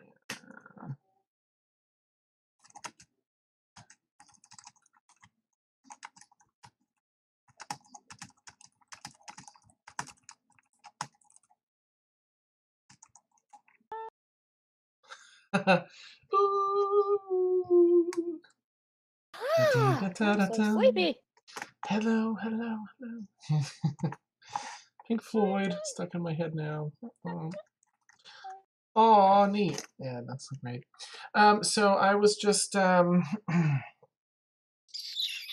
doing what? Oh, right. So since we did the Crucible scene already in the search for Mina's husband's body, womp womp. I thought maybe I kind of like to bump over if everyone is going to sort of wait the 2 weeks to have the downtime and all that. I want to sort of go through some of that while we wait for some of the other people to come back, like if Emil and and so that's nice. Okay, all right, I will take this BRB off. So what I think we're going to do is split it up. There's roughly 2 weeks, and there'll be a first week where everyone's still sort of icky from the whole thing and sorting out feelings and having this downtime to themselves. And then in the middle, between these, the very middle of these 2 weeks, we'll have a little event where you guys may get some information, and then we'll have a second week after that to continue on with all that information in hand. Yeah, Emil, if you wanted to start us off, if you had anything, you've got a week now, everyone's sort of dispersed, you all kind of know where you're staying, and you see each other in the cafeteria and things like that. Of course, you can also stay at the Renoir Hall if you wanted. All right. Well, let's go through a couple of things then. First of all, and most importantly, I'm going to make sure that I'm around for whatever Felix makes for breakfast in the morning, because that's super important. Nice. Secondly, Emil definitely wants to.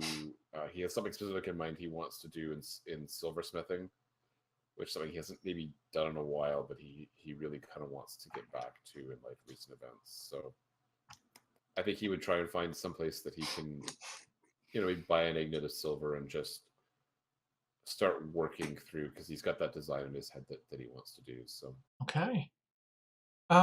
You do find, actually down here in the Haven, you find a place that deals with jewelry work and silversmithing in particular. And after, visiting there, 2 or 3 times over the week to sort of you got to get some materials and some other tools. You come across an issue, you've got someone to ask the shopkeep. They find out that you are one of the people that made a huge difference in the outcome of this whole civil war.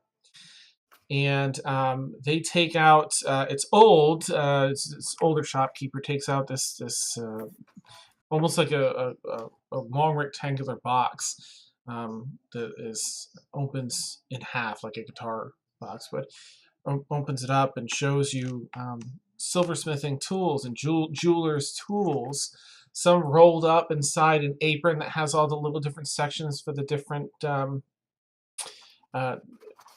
peen hammers and picks and all the different things that you would use. And then some of the larger instruments. And he says, this is old and certainly not the best of its kind, but it was the very first set of jeweler's tools I had. And it would be my great honor to say that I was able to give it to one of those that changed the very fate of our nation. Would you accept this? You've been so eager to learn. Okay, before I answer that question, Yeah. I mean, the way you described it, it seems like this would be something that'd be difficult to take on the road with me. Am I getting that impression correctly? Or I mean, if you wanted to keep it in the box, yeah. But if you wanted to just, organize it yourself in your pack, you'd probably be able to do that pretty comfortably. okay.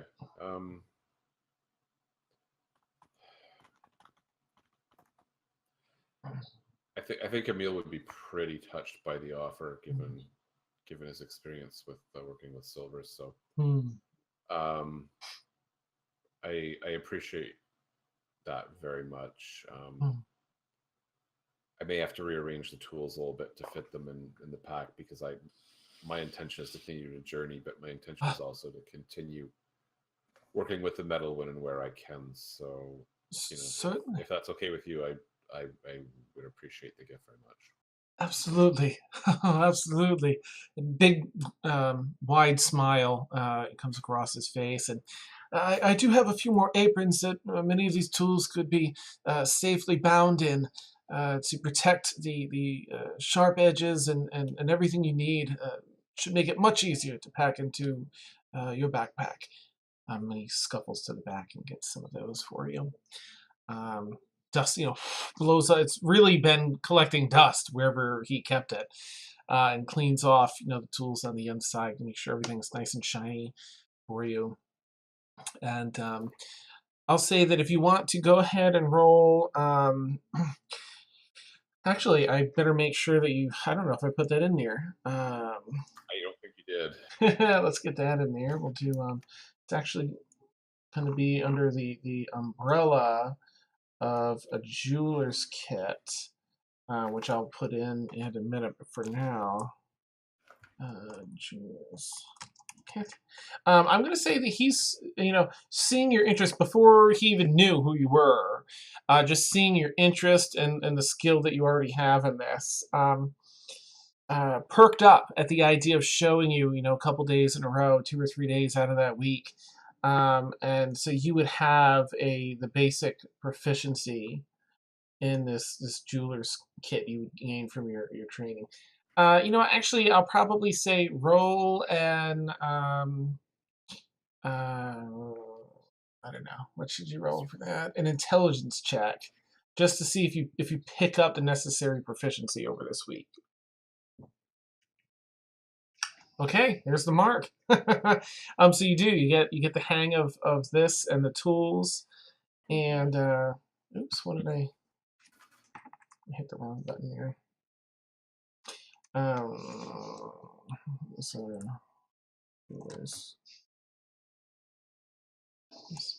okay, and that's going to use. It's ultimately going to use dexterity, which is pretty good for you. So.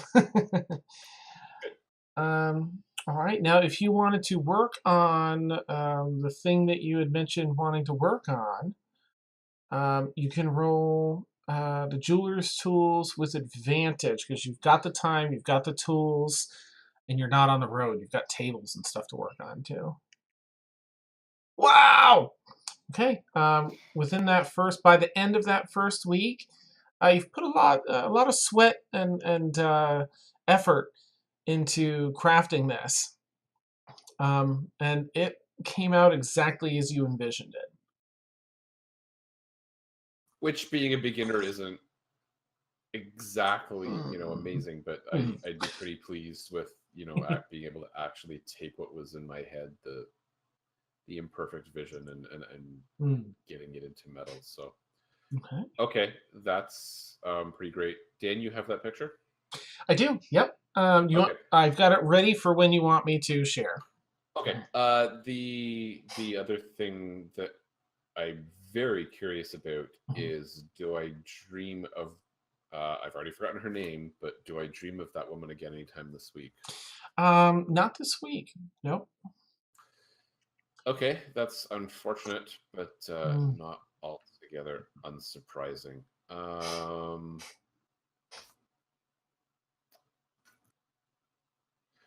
Okay, you know what? Let's just since I have this product finished, I think I'd like to just do something with it right now. Okay. If that's okay. And then we'll go on to the characters, I guess. Okay. So I guess about the end of the first week, Emil would seek Kaylin out. Okay.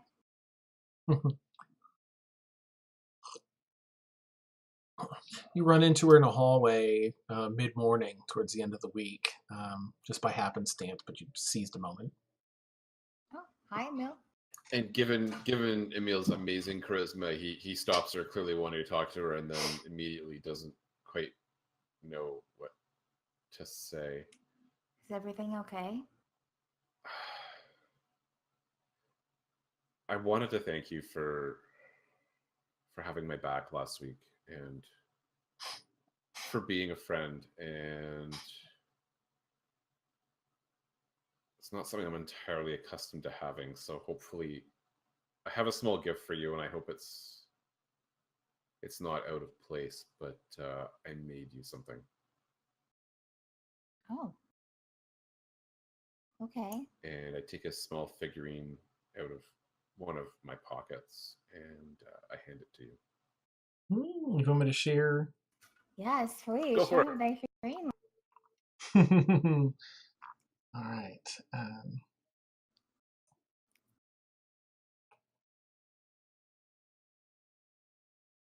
Oh my god, it looks cool. Okay, how big is this figurine? Just so I know. I don't remember if I sent you dimensions on it, but I think it's probably like 3 or 4 inches. It's not very big.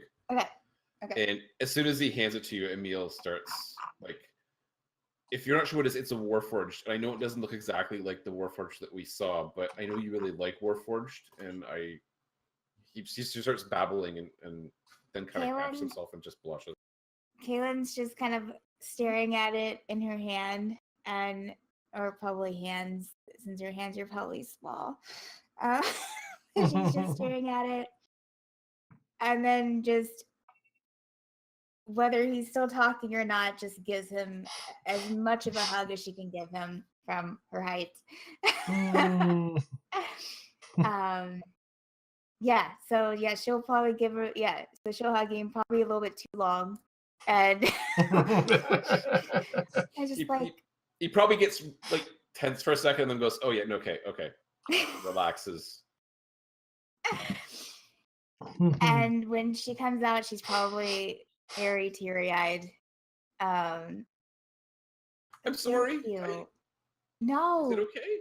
Oh, I love it. I love it. Thank you so much.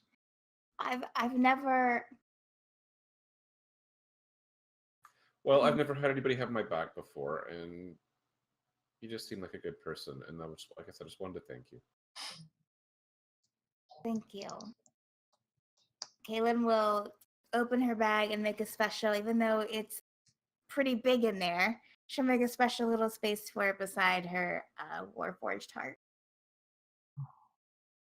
And actually, no, she'll kiss it before she and put it in there. And she kind of always goes for another hug for him, but just kind of like, and just kind of awkwardly turns away and goes somewhere else because she's still like, Okay, cool. That's Emil's week. So awesome. Okay. Let's see. Brixie, do you have anything you want to do during this first week of downtime? Okay. You do spend. Golly, I do. Mm-hmm. What is wrong with my brain? Think. Oh, Brixie goes find Kaylin and to ask if she can go into her library. Oh. Yeah. Yeah. Can we do it? Yeah. So I mean, like, yeah, I have 2 weeks. So yeah, whenever she wants to go, I'll open it up for her. Dan. Okay. You go ahead and open it out. You find some time where you'll be able to set aside. Maybe you've got some things you want to do in there too, and you spend the time to go in with her, and she's able to go through. Yeah. Well, you want to look Okay. for more. What do you want to look for while you're in there, Brixie? More of the same. Yeah, Okay, my brain is just no from worries. an emotional week. Yeah. Ugh. um, you start perusing the library basically, and you know how to sort of reach out your arm and towards one of these shelves in this beautiful library. And for those viewers that haven't seen it yet, it's a spell that Kaylin was taught by the Runekeeper, which is this ancient gold dragon, and it's called Mordenkainen's Latitudinous Library, and I'll share that one out in here too. I've got to resize the crap out of that. You've probably seen it if you've seen people use pictures of D&D libraries. It's a popular picture. Brixie, you know how to do it though. You go around and you reach your hand towards one of these shelves, and as you do, as you reach your hand out, the books in that shelf start sliding, even though the space at the end, they're literally bookended by the shelves, until your hand fully reaches out and grabs a book, and all the books stop in place. You do find a books that talks a little bit more about this circle that you've had a loose following with, where they talk about sometimes a mentor, someone else very strong in this circle, often an archdruid, or some other force of that level that reaches out to those in need in this circle, need of guidance and understanding of these druidic ways of the circle. So you definitely feel it's very feasible that it could be more than just a dream state to hear from someone in a dream. I guess, is there anything more specific than that you're looking for? There is, Mhm. but Mariah's brain's not working. Okay, that's fine. Golly, I've had this all thought out. I typed it out. No worries. Ugh. It's retcon night anyway, so if we'll come back, if you think of it later, or even next week, we'll just sort of retcon it and be like, oh, that's right, you check this out. All right, let's see. So for the first week, who would be up next here? Yep. Oh, I remember. Okay. It does not have to do anything but about what she was looking for. But Brooks is kind of curious about drown, so she wants a book about drown. Oh, okay. So you do find just the book you were looking for, because Caitlin's library is amazing. And the drow is a very well documented subject. The drow are a subrace of elves. They are almost strictly evil, but there are some exceptions. They live in the Underdark. They most often serve the goddess Lolth, which is this giant spider goddess. She has a humanoid upper body, and lower body is this massive spider. And they live in these huge underground cities in the Underdark. They rarely leave them, though. They have a sensitivity to light, but excellent dark vision. Yeah, I mean, it's sort of just a comprehensive, like a player's handbook breakdown, basically, of of the drow that you're now privy to.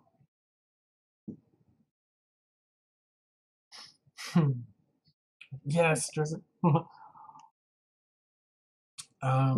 Okay. Yeah, I don't know what Malice is going to be doing for the week, and again, that'll probably be a bit of a retcon because I wasn't able to get anything. I don't know what his downtime stuff is. I will say that particular day that we started the first half role playing, he was just writing a letter and rewriting and crumpling papers and rewriting. I think is what he had said. Right. A letter to Ormia's family, which will probably get there, my normal means by the end of this week. Okay, so who would be next? Let's do who's next to my list of breakdown? Okay, Kaylin is next. Kaylin, what have you got cooking? Is this for the downtime? Right? This is for the first week out of 2. Okay. I think that for the first week, I want to go to if there's any like dumps or not really dumps, but any kind of like scavenger areas that I could try and find tinkering materials or some like smallish metal plates that I can collect. So Kaylin's gonna go around trash dumpster diving for Nice. for a week. Okay. You don't really have to do any investigation check for that because there's plenty of this stuff to be found around the city, especially after all the chaos that it's been through. Yeah. I'll say if you want to roll a tinkering check, a dexterity-based tinkering check, just to pull apart some of this stuff, because nothing's really just grabbable and you can take it. A lot of it you've got to pull apart to get the good pieces. For sure. Oh Lord, can I? With advantage because you've got the whole week. Yeah. Okay. Sorry. No, you're fine. Okay. Okay. Woo! Better. You're able to collect. Oh gosh, what kind of unit of measurement do I want to use for this? I'm gonna say, you know what? Let's just say it's a volume of scrap. I'll say you have 8 basic scrap and 3 intermediate scrap, and whatever we figure out, that'll just like translate over, and I'll let you know. Okay. Perfect. I love it. It's super RPG. Yeah. Nice. Now insert your materia. Yeah. What? Yeah. Awesome. So is that all that she can accomplish that week? No. That's sort of like evening time stuff. So if you have anything else that you want to work on, you certainly may. I would also like to try and make I think probably just to practice on my tinkering, probably try and make an offer with but to go to the tinkering place and use their pay for a little bit of materials there, so I don't have to use my stuff. Precious scavenged. Yeah. Nice. All right. Yeah, you head back, and gosh, I think he was a gnome or a halfling. I can't recall now, but very excited to see you again. And you explain what you'd like, and he says, "Well, if you're looking to build one, yes, that would be about well, I'd say." Normally 2 gold, but I'll make it 1 gold and 5 silver per each. If you're just looking to build 1, it's a gold and 5 silver. But if you're looking to build 2, then it's 3 gold. Let's just try for 1 because I want to make sure that that I can give just in case something happens. Oh, certainly. Oh, I'm just excited to see another tinkerer at work. Yes. Yeah. Okay. He goes through a bunch of bins, all these huge drawers he pulls out and gets the different materials you've asked for and sets them up on the counter, and kind of holds out his hand. A lot of stuff. Ooh. Grab some money out of you. Yeah. So it's 1 gold and 5 silver, right? Correct. Okay. Yeah. So what do I need to roll again, Dan, for that too? I would start with tinkering, intelligence-based tinkering first, and you can roll with advantage because you've got the time and the bench and the tools and everything, so there's really no Big Rush, and this is to get the concept. Okay, so I have the Woo! concept. Okay, yeah, you've done this before, and you've already thought with this roll you can think of a number of improvements to make it faster and cheaper. So go ahead and roll with advantage, dexterity based tinkering to actually craft it and put it together. Oh wait, I didn't do. Is that going to pass? I didn't do the advantage. I mean, we'll just roll it a second time, and then we'll Okay. pick the higher of those two. That makes sense. That was the dexterity, right? Mm-hmm. Dexterity was what I was doing. Yeah. Okay. Okay, so 14 it is. Neat. Yep, you successfully put this item together once again. Still is the same spring, except you have a few parts left over this time because you're so efficient. Yeah. Oh, great, perfect. Okay, so you can add an additional basic scrap to your inventory. Okay, right. So 9 basic scrap. That's perfect. And then so I made the grasshopper. Wonderful. Yeah. And yeah, so I'm gonna leave Ren this week, I think. I've already sent my letter. I think because they have they come to Ormia's body yet? Would I know? Nope. They estimated 2 weeks, so it'll probably be the end of all the downtime.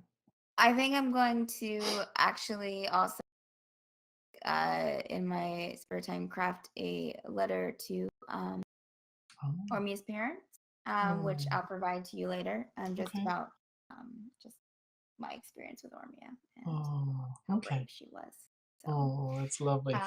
so I'll share that with you. All right, sounds good. Em, are you still checking on the goodies, or are you nice word? All right, she's probably up doing that. Let's see. All right, Felix. Sweet. Let me get the thing pulled up here for it. It's gonna be fun. Week 1, Felix. What would you like to do? Let's see. Felix is kind of feeling like he's needing to train a little bit. In the past few fights, he's kind of feeling like he's underperformed, and also he wants to prepare for the worst. So he kind of wants to see if there's any like fight clubs in town. Okay, nice. You don't even have to do an investigation check. There's a lot of activity around town and word on the street, so to speak, about people working out some of their frustrations. It's a new world here in this city, and there's at the very beginning of this long road to finding balance between the different, essentially, classes here in the city and in the nation. On the heels of all the oppression that a lot of people have been through and all the great heights that so many have fallen from, there are nobles, clerics, and rebels alike that are sort of working this out with their fists in these different organized fights. You find some that are a little more official than others. There's one that is in an actual sort of arena type area. It's actually the arena in the front of the Crucible. The whole courtyard has been cleaned up, and one of the first things these groups did after starting to work out their issues and open discussions is set up a memorial here in the arena where things can be worked out in a non-lethal manner in this arena in the front, basically sort of pit fighting. That's probably the most official one. There's the other ones that are done like in a shady basement and stuff too, depending on what you're looking for. Yeah, let's go with the one from the Crucible. I'm not too keen on the shady basement. Okay. Fair enough. All right. So you there's a registration area. I don't think there's any cost, though, to it. Nope. Basically, you're just signing up to vent your grievances or to get out to train, like you're pursuing, or whatever the reason. You can just join up. Sure, I'll put down my full name. Okay, nice. Ooh. So you wait your turn, and there's, while it's not a huge gladiatorial ring, the arena does go up. The bleachers, bench seats basically go up. Stone seats go up about 15 feet. And there's some tents set up on either side where a number of the contestants and fighters wait their turn. They offer binding for the hands, water, hydration, and things like that. Some basic rations before you go in if you want your stomach full, which most people are like. Oh, okay. Yeah, I'll go ahead and I'll wrap up my hands. I'll try to think back to the way that I saw Astrid do it, and I'll kind of wrap my hands in the same way. Okay. And then here's a throwback for all you people who were with us originally. Felix goes to the water station, picks up a glass of water, and nice. That's amazing. Holla. Now go watch the series from the beginning, everybody, if you haven't seen it, because it's worth it. Yes, this weekend. Get full circle back up. It's so awesome. 30-something episodes. 39 tonight. Yep. Nice. Bum, bum, bum. Awesome. It's funny because I so wanted to like message Beth and be like, "What do you think about like being a contestant?" But I'm like, "No, I can't do that to her for one night." But but I so thought about it for like a half an hour. That would be insane. First contestant. Okay, so you're finally called, and Felix is pumped. All right, come on, you're up, you're up. Someone's sort of ushering you through some pulled back curtains that go lead right into the arena. And as you walk through, well, actually, the other person goes in ahead of you. You hear, they're on the other side, but you hear some of the cheers. You don't quite hear the name, but you hear some people. As you walk in, people are like quiet they start to cheer, and they're quiet for a minute, and they recognize you. Word is spread about your exploits here and all you've done. And everyone really rages, rage claps, and they start joking because they're yelling so loud for you. Yeah! Felix! Felix! A chant starts, and you see your opponent is relatively unfazed. They've definitely they've seen some battle. It's this half-orc male, very battle-worn, scars, and it looks like part of his cheekbone at one point was crushed and it's just left like that. And he stands, about a good 2 feet taller, this thick green skin, and 2 large tusks. One is, of course, broken before the end, about halfway down where it hangs out. And he just has leather armor around his chest area and like the loincloth basically, and this awkward like bowl helmet on top of his head that just looks so out of place. Like, is this going to do anything? Like, it's just small, like almost like a beanie cap on this guy's big head. Like he probably took it from someone else much smaller than him. But he comes out and he's got a spear in his hand. And as everyone's cheering for you, he's just still like looking and snarling at you.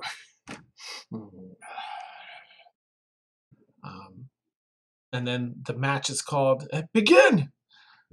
And I'm just going to check the rulios here. I think first I have to determine his level of difficulty with this. All right. No, it's a DC for each check, and those are D10s. Uh-oh, it's actual dice. Yeah. All right, those are my 10s. Okay, so the first roll is an athletics check. And let me see what the DC is going to be. Okay. All right, here we go. Okay. Ooh, okay. You both run into the center of the ring, and you grab each other to throw each other and spin and toss each other in the opposite direction. And you go back in and lock arms, and sort of in this brief moment of Greco-Roman wrestling. You do have your weapons. No, I guess they wouldn't have weapons in pit fighting. Yeah, maybe they would. So we'll say you have your weapons. It's just, the non-lethal setup. And you throw each other off, and he takes his spear and starts swinging around, and you're blocking with your lighting stick. And in a pivotal moment when he comes in for this strike under your chin, he thinks he's got you, but you just spin around and rail him on the side of the head, and he staggers for a minute and loses his balance. Oh, I will crush you. And Show me what you got. all right, so that first one was a success. The next one is an acrobatics check. Let's see what this is. Okay.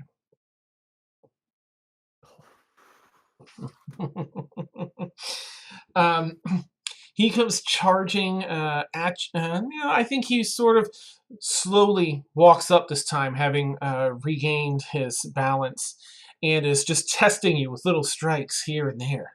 And you, at one point, push through his defense to get him again, like under the chin this time. And he just ahead of the bow, leans back and does this backflip. Just out of the way of your bow, and drops down and rolls onto his back and kicks your knees. That just knocks you down and onto your face, and you get a mouthful of dust. But pick yourself up. What's the last one? Oh, right, a Constitution check.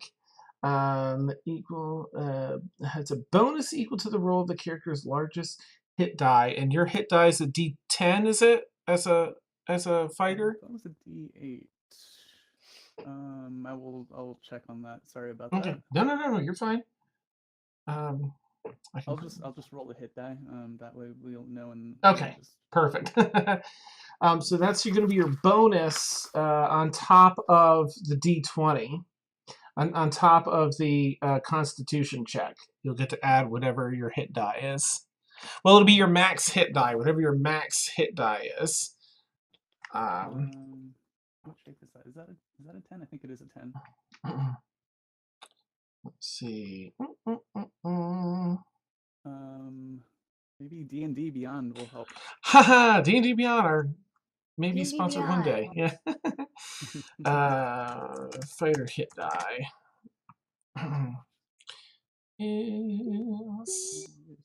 It's a 1d10 for fighter. So you get to add 10 to your Constitution check. Okay, so there's the con check. Oh my goodness.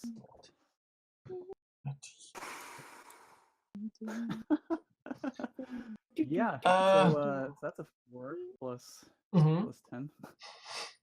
Okay. Well, thank goodness for the D10 for the 10. And this is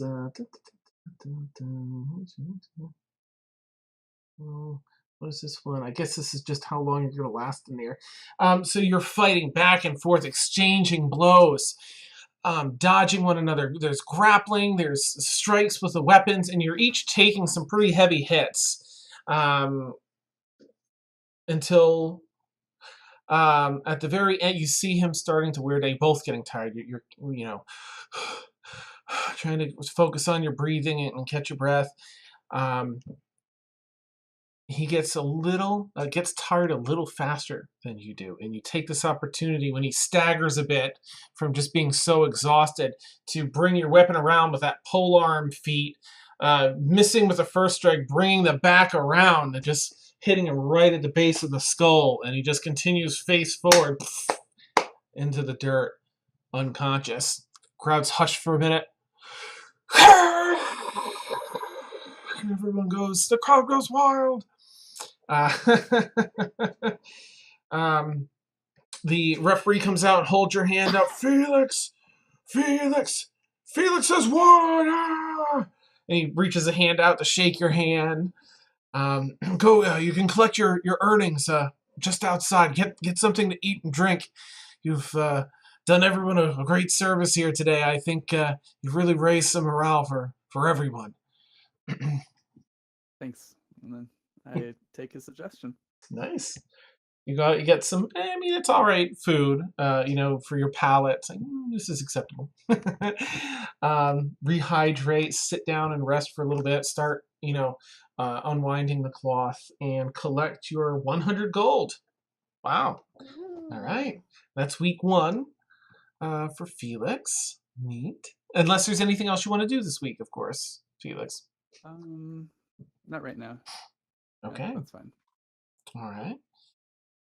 So Mina, we already know. Okay, so M, you are here. Let me get back to Discord. Yay!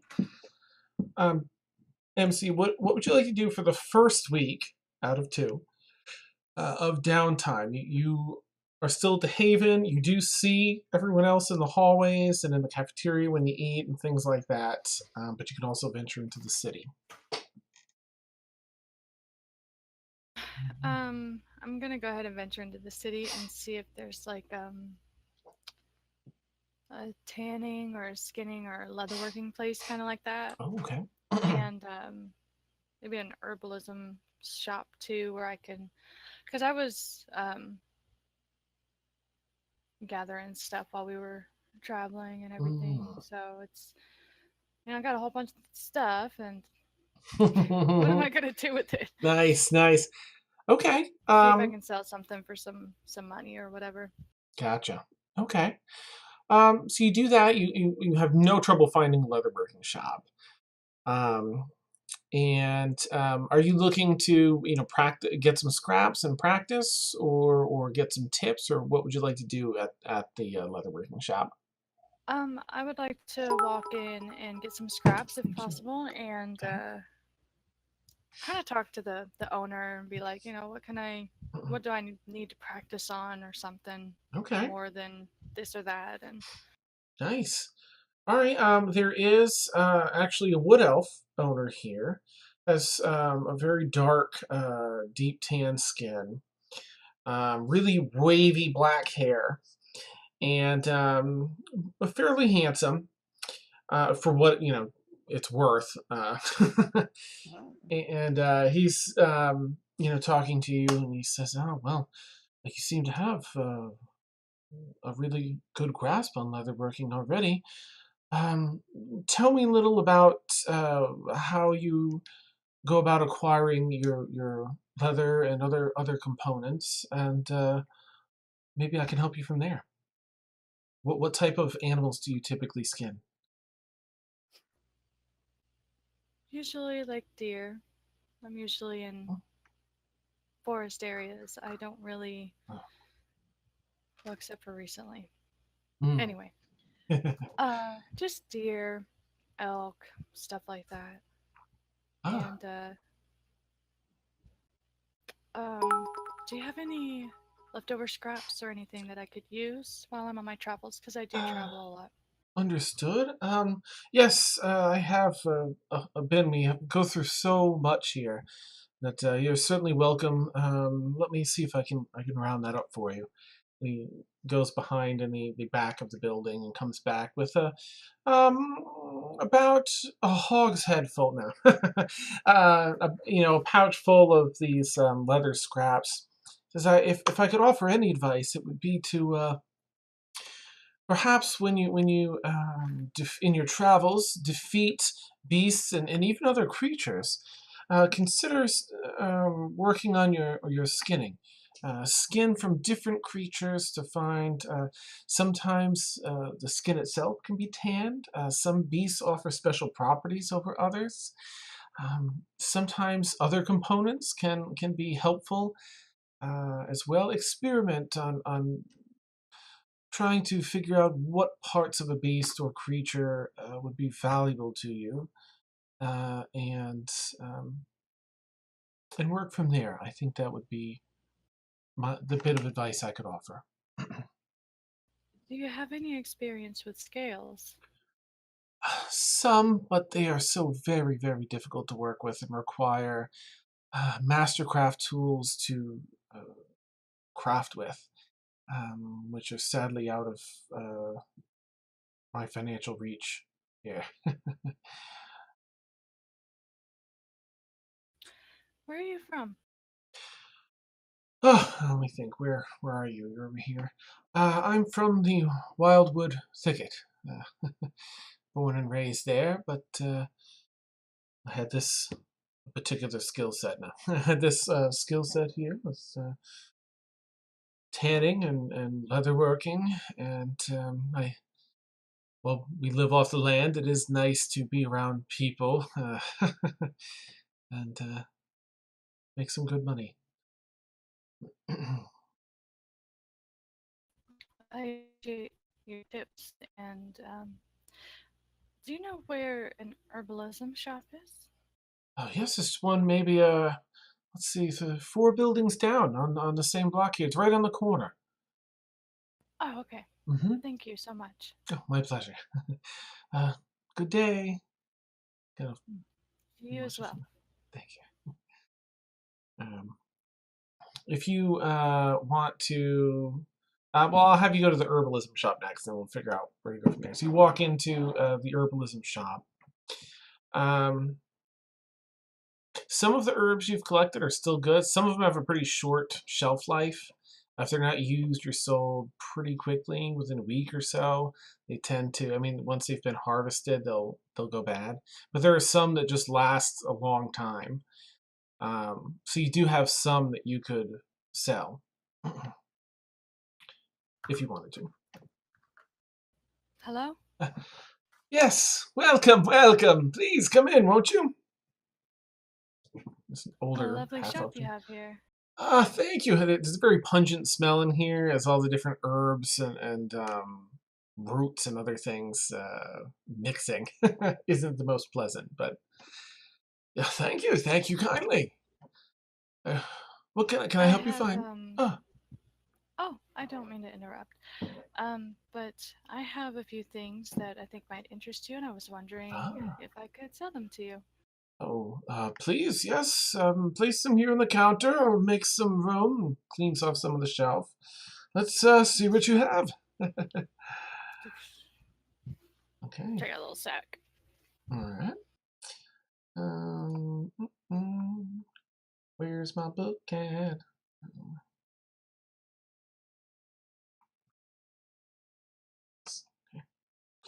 All right. So he sort of separates. Basically, I'll figure you give him the ones that are good that you know can be sold. And he says ingredients. Let's see. Oh, I see. Well, yes, I could probably use this medic wax. That would be fine. I could probably let's see. Let's come. I could pay. Let's see. 1, 2, 3, 4, 5 here. I can probably pay you 2 gold for the wax. Let's see what else might last. Mandrake root. Mandrake root, yes. We are running low, and it would save some time. I could give you another gold for the mandrake root. And, look at this list and see if there's anything else that you might have that would last. Oh, well, rock vine. Interesting, yes. It's fairly rare. This is, far up the mountains. Well, I can probably buy this for 10 gold. It's fairly rare. 13 gold in total. Would that suffice?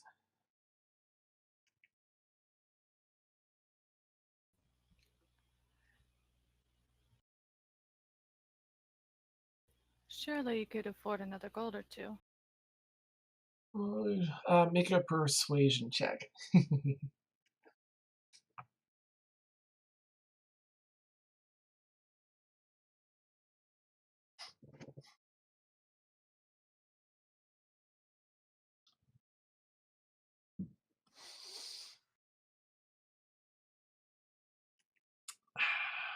Okay. You drive a hard bargain. 15 gold for the bunch, and that's my final offer. Pleasure doing business with you, sir. Pleasure's all mine. And he takes the items and hands you the gold. And please, if you come across any more, please feel free to come on in. Perhaps I can take something else off your hands. Indeed, I will. Thank you. My pleasure. All right.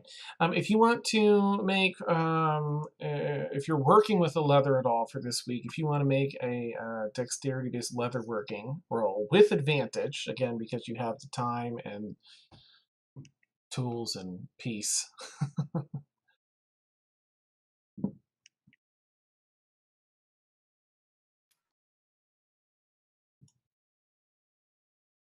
Uh, 15? Woo! Did I do it right? Yeah, that's it. All right. I think, let me bring open your sheet here. Tori, nice. Okay, so having practiced so much, this has become pretty easy for you now. These scraps, you're able to craft them into any of the basic pieces that you would like. You do this expert stitching and job, and you can make bracers now. You can make headbands. You can work on. You can even piece some together to make vest type work. You're doing larger pieces now, and with that, you actually hit the bottom of rank 2 in leatherworking, and that gives you, let me just see what you get a feature with that. You get the steady hands feature. Your repeated efforts in carefully skinning, dissecting, and removing. Oh, right, this is more from the gathering part of leatherworking. Your repeated efforts in carefully skinning, dissecting, and removing organs from creatures has given and crafting from them has given you remarkably steady hands and precision when harvesting creature parts. So you now have advantage on wisdom survival checks made to harvest organs and body parts and to skin dead creatures. So if you go to cut them up, you get advantage. All right. Now, during this first week, is there anything else that you want M to do?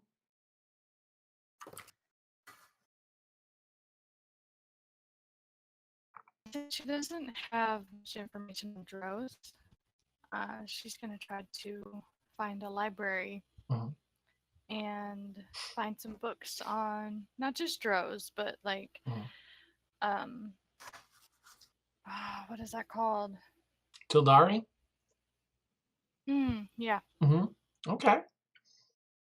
Yeah, you go to Reed's Arcanum. Hashtag research.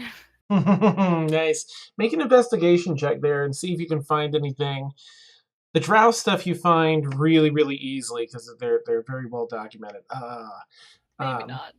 The Tildari, you just don't find anything here. They seem to be very elusive. At least in this part of the world, no one seems to be aware of them. But the drow, you do get the basic rundown of the drow, sort of essentially that Brixie got earlier. They're a subclass of elf and usually evil, and they live in the Underdark, and they're sensitive to light, but have really, really good night vision. Essentially what you find on the drow. I'm gonna go after a couple hours at the library. I'm gonna go back to the hotel place, and I'm just gonna kind of take my time. Though I'm not gonna be like in a huge rush. We're not going anywhere. Okay. And if there's anybody like standing outside or anything like that, or wherever, then I'll just kind of give a little wave, but not really interact just yet. Okay. Neat. You probably run into at least probably most of the people. Probably not. I don't know about Malice. I feel like he's going to sort of shut himself in, but I'd hate to say for sure, but probably at least Emil and Kalen, or probably Felix and Kalen would be more visible. Emil's usually sort of tucked away in the darkness. And you probably see Brixie, either in cat form or tiefling form a time or two, and give a little wave. All right, so I think now have I missed anyone for week 1? I think that's everybody that's here, right? When I see Emerson walking, I just quickly walk, and I'm in a cat form. Mhm. And I hop onto her shoulder. Neat. All right, neat.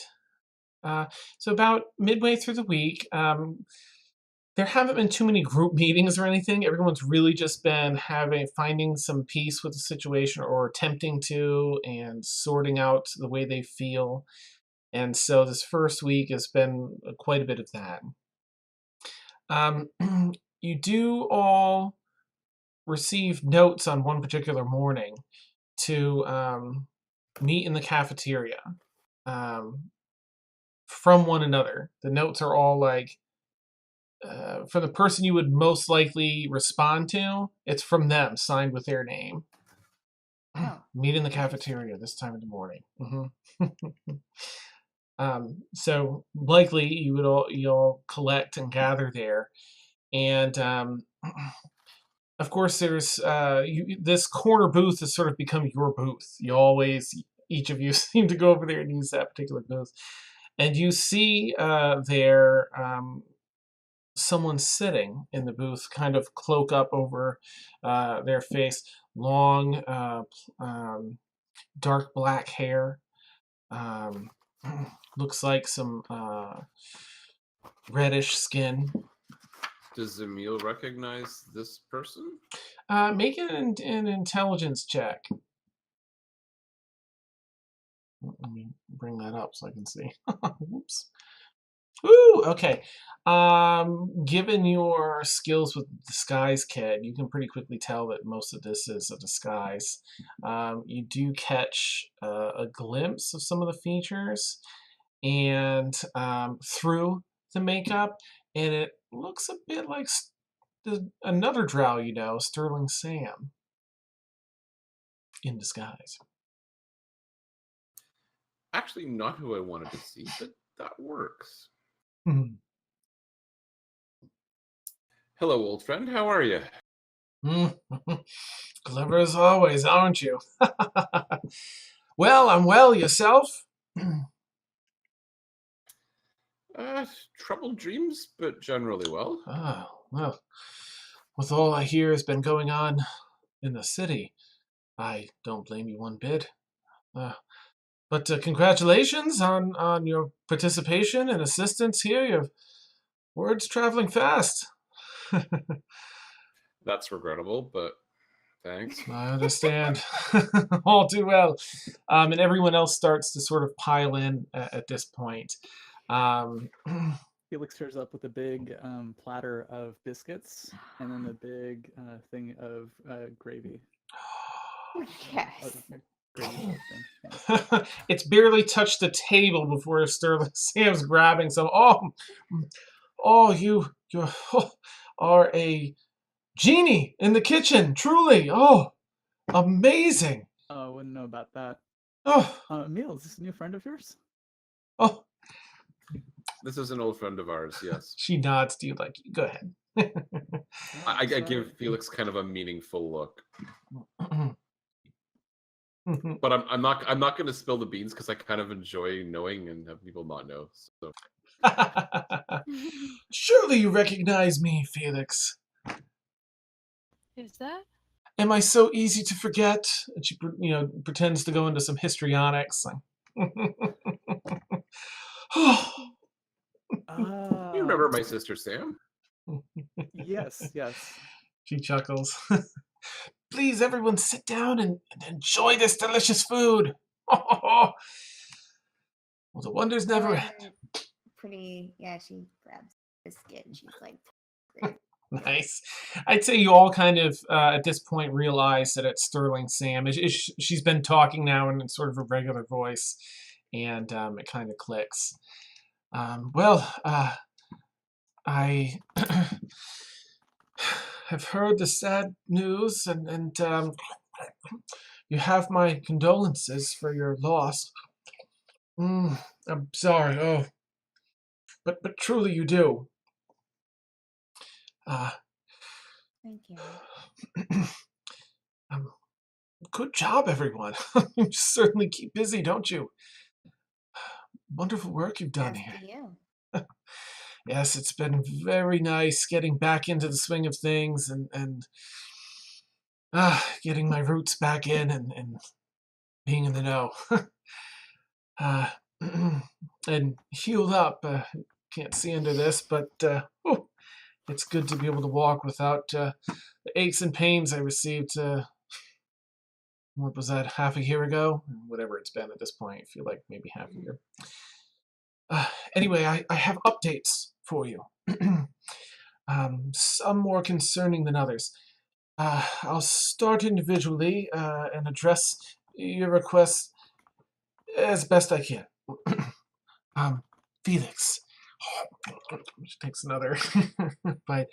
So, there's an organization that's... Oh, my word, these are so delicious. There's an organization that's rooted deep throughout Australia Nord. She hushes her voice a bit. Known as the Crimson Fang. They started... they started as a mercenary group. Come on, a couple of centuries ago. Mainly using misdirection and subterfuge and expertly calculated strategies to remain unseen, or at least lay the blame on other parties, political or otherwise, for all the work they do.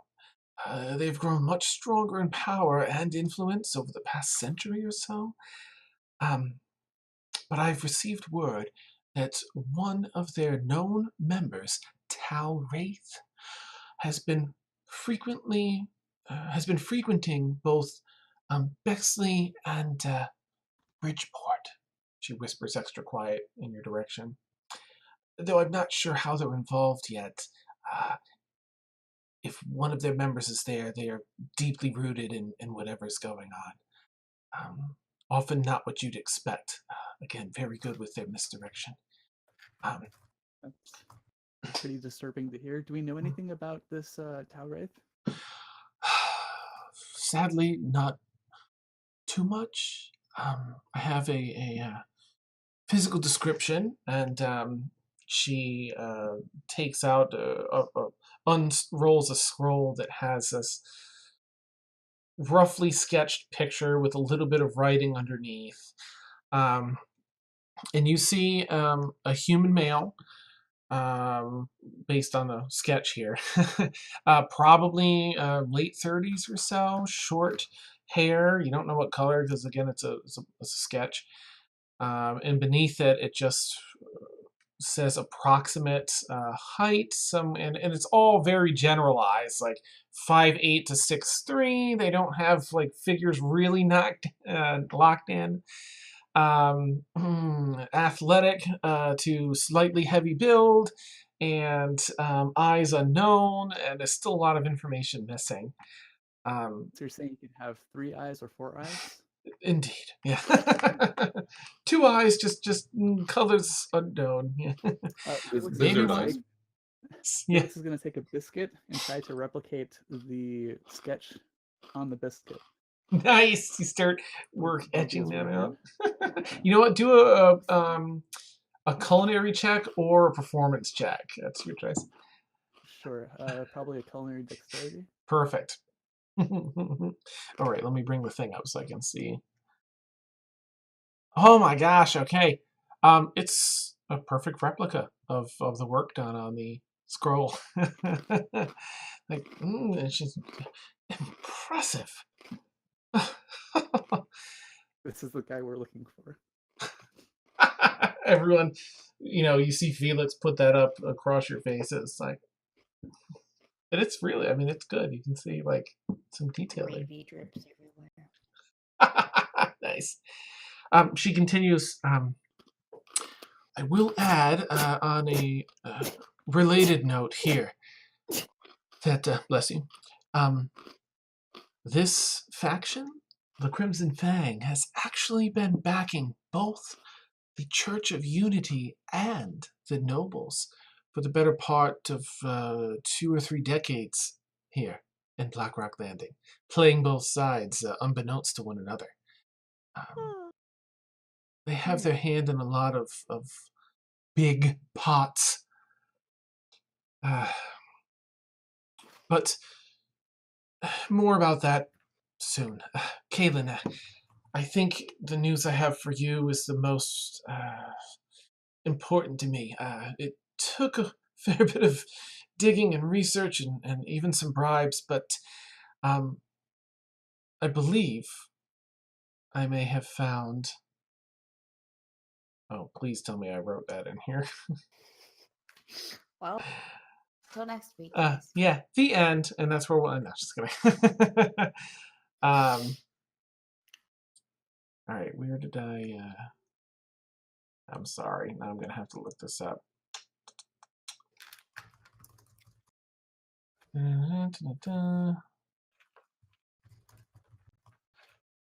Oh my word. Okay, so before she talks to Kaylin, as I scramble for this bit of info I cannot believe I don't have here. Suddenly, Sterling Sam changes direction. Yeah, you know what? That reminds me, Emracida, oh, I can't believe that's not here. I found some information, Emracida, on your brother.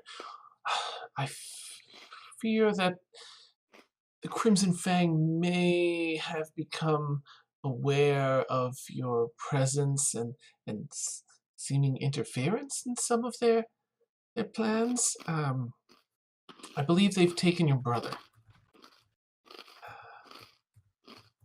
Do you know what reason? I do not, but I fear perhaps it is to have something to hold over you. I fear they are becoming aware of you and your compatriots.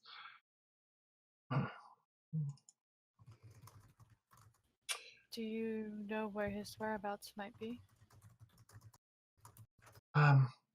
Not currently, but I am actively pursuing that information. Thank you. Indeed, absolutely. The very least I can do. Oh, I'm so upset that I don't have this. Okay. Well, she turns to... All right, Malice and Brixie. She'll get to... Malice isn't there. Now, I don't know whether or not Malice is there, so I shouldn't say that yet. Oh, crap and dagger. Oh my gosh. Okay. I'm sorry, Kaylin. Indeed, I do have some information for you. I believe I have not only uncovered your clan's name, your family name of your biological parents, but perhaps even the reason that they were attacked. And she kind of does, you know what, she's going to just do a perception check around the room.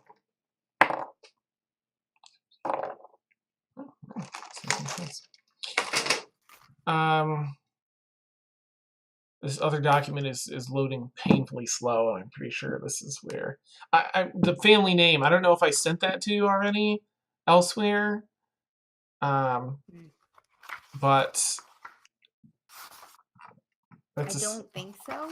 Okay. I know, like, I, as a player, know about The area, but you never. I don't think you ever gave me the name. No. Okay. All right. So I'm just going to give this document another chance to load here, because now it's like, yep.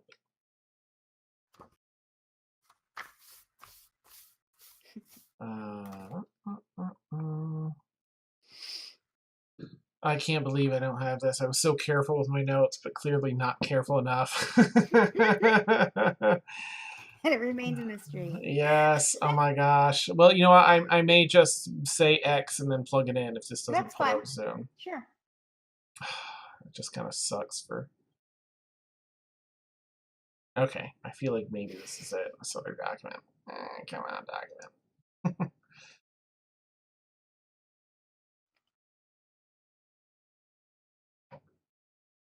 We're loading. We're loading. All right, here we go. Oh, thank goodness. And how on earth did I forget this? Oh boy. Your family name. And she reaches out to kind of, try and clasp your hands, if Kaylin's open to that. Your family name is Stormforge. Kaylin, Stormforge. I know this is the name given to you by your adoptive parents, Kaylin, but I feel that it sings so beautifully with Kaylin. But on to the other matters. I fear that the Crimson Fang is involved in much. And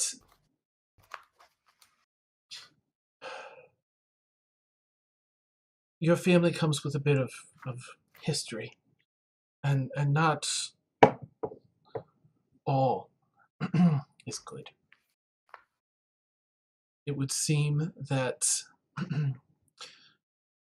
ages and ages ago, back in the time of the war, when Warforged were being created in Calderon, your family had played a large role in the crafting of Warforged and in that war. But when the Great Forge was lost, your family took much of the blame. So I don't know the details. I do know that they lost their title, their land and holdings, and their honor amongst the other families and clans in Calderon. These are your ancestors, mind you. Your parents, I believe, had found a way to craft the weapons of legendary status once again, and sought to reclaim their titles and their honor amongst the clans by reopening trade, the city of Tor, that their ancestors long ago held. The Crimson Fang is known to do a great deal of business in the weapons trade, with Tor and in and around the area, and would have stood to lose a considerable fortune should the great weapons of old be crafted and sold once again. I do not know concretely, but I feel that perhaps they would stand to gain the most by absconding with the weapons that, as my understanding, your parents were delivering to reopen these trades, and they would stand to gain the most. And they're very tactical. They may, if they are behind it, they may have kept some survivors to try and find out how these weapons were crafted, because that would be a monumental loss if they simply killed everyone that had regained the knowledge. I feel that the Crimson Fang is more deeply rooted in some of your lives than one might expect. You But know who their leader is? I know nothing of their leader. Only that they are very old. It is the same leader that founded this organization, mercenary group, as it started at least 2 centuries ago. So you suspect they killed my parents? I feel that is what I arrive at logically when I take in all the factors, which I'm fairly good at when it comes to this sort of thing. I'd give it a 90% chance that the Crimson Fang was directly behind their death if they were traveling in that caravan. Thank you. Indeed. I'm sorry it's not better news, but it's an Kaylin honorable... will Mhm. reach across and grasp her hand again. And it's like, you've given me enough. You've given me more than I've ever had. Thank you. Absolutely. It's an honorable thing your parents were trying to do. And you are a very honorable person. I feel that they would be very proud of you and the person you've turned out to be.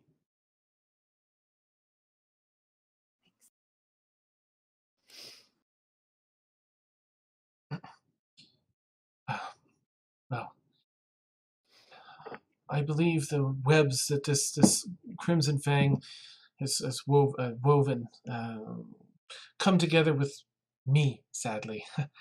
You see, I have a suspicion that the Crimson Fang was responsible for my capture and imprisonment and trafficking, which you so kindly and graciously freed me from. I feel while what happened, Kaylin, sadly to your parents, was a long time ago. I feel they may be searching for information on you. That may be why they came after your brother, Emersina. Um, they are already involved, I believe, out there. Again, ties me into you, young Felix. I believe they are operating out in that area, as that is where they captured me and were shipping me from. Truly, this is a much more deeply rooted organization than I had initially thought. I feel they're behind many of the larger events in the world. The more I uncover, the further back this seems to go. In time, at least that past half a century or so.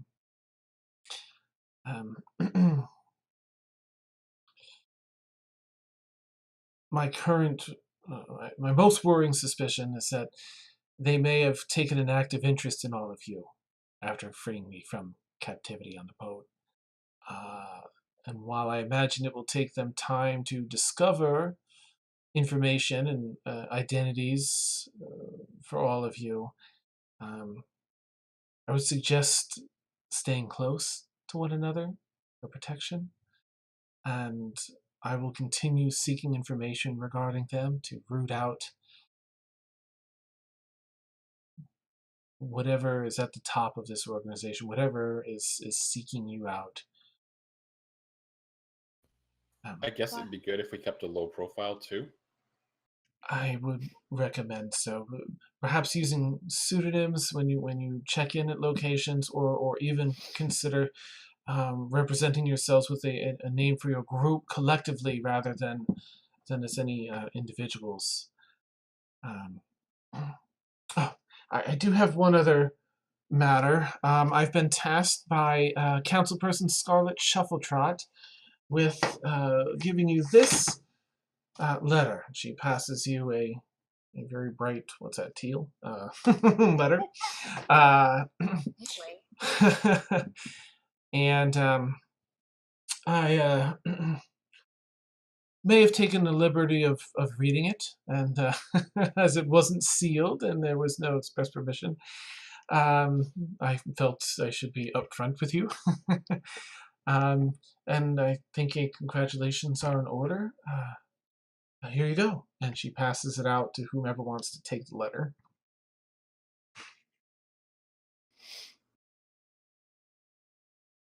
Caitlin will take it. Okay. You take it and open it up, and inside, it's a pretty brief letter from Scarlet Shuffletrap, council person Scarlet Shuffletrap, and it just basically says, thanks you all again for clearing out the keep and releasing the spirit of her deceased party member that was trapped there. The keep has been wasting away over recent years since then. That person was lost, and she feels she's heard of some of your exploits, and some news has traveled from, and likely via Sterling Sam, regarding your deeds out here. And she feels that every party needs a place to call their own, and has bequeathed the keep and its property unto you.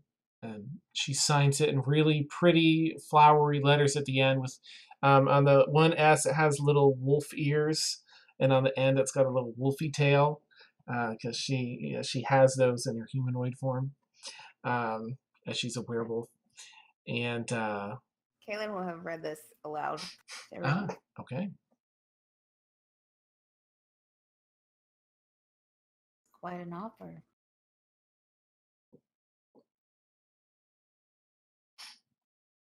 Sterling, might I ask you something? She looks up, mouthful. Yeah, certainly, yes. Oh, so good. My apologies. No, it's quite all right. He is a very good cook. This is amazing. Yes, absolutely. I'm sorry. Yes, please. What can I answer for you? What did the Crimson Fang want with you? I hold quite a bit of knowledge, and I've been alive quite a while. There are so very many things they could want from me. I honestly couldn't answer this. So very much locked away up here. You used to be one. No, I never belonged to that organization. While I can handle myself in battle, my skill set lies in stealth and guile and information gathering.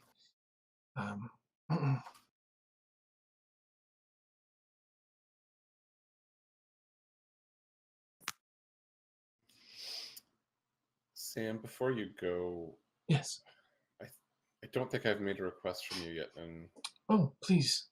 I do have a request for you, but Absolutely. It's actually slightly embarrassing, so maybe I'll wait until Should we step over to another booth? Yeah, sure.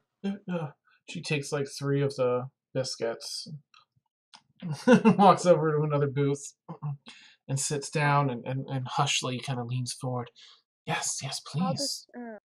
All this time, Rixie was in a farm and she's kind of curious. So she follows them, and then quietly stays in the dark to eavesdrop. Okay, make a stealth check, and Emil can make a Dang it. perception check, just to Would that see. be passive perception? Yeah. Yeah. I mean, it depends on whether or not I'm actively trying to look for somebody, but I did say I wanted this to be private, so I'll probably at least look around. Okay. Ooh, 15. Oh my gosh. You know what? I guess Sterling Sam has to roll too. I guess if you two She didn't hear anything. If you two want to roll again to see who gets the, since you both got No. 15. Oh no, I have to be. Come on. Wait, has Emil seen me? Well, no, never mind. No, you Stupid guys question. tied. Yes. So. No! Oh no! You stealthily, kind of follow up as they're walking over. But just as he turns around to sit down in this other booth, you're sort of at this awkward moment when you have to walk around one of the chairs and you're in the light.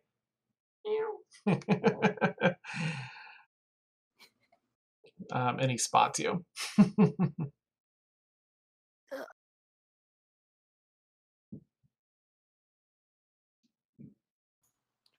I'll just stare at the cat for a minute and see what she does. I just stare.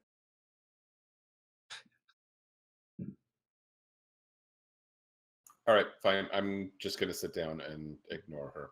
Okay. So if she really wants to listen in on this ridiculous tale I'm about to tell, then that's her loss. Nice.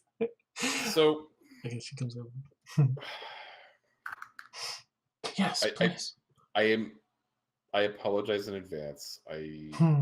This is a serious issue, and yet maybe it's not. A few nights ago, I had a vision of a beautiful woman while I was sleeping, and this sounds perhaps like a flight of fancy. Ah, yes.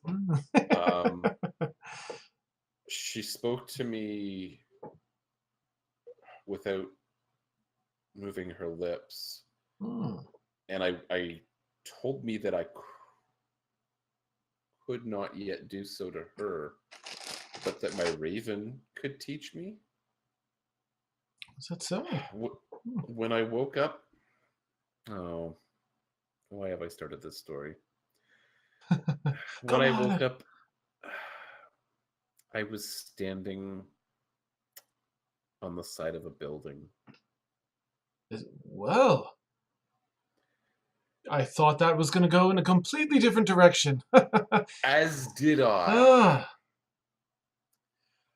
Since then, I have attempted to speak to my raven friend with my mind, and the vision, or she, told the truth. I'd very much like to know more about this person. I can describe to you what she looked like. Please. But beyond the fact that she sought me out through my dreams, I mean, it's not a lot to go on. Let me just have her do a check to see. If you trust me, then I would like to test something that may pinch. Would that be okay?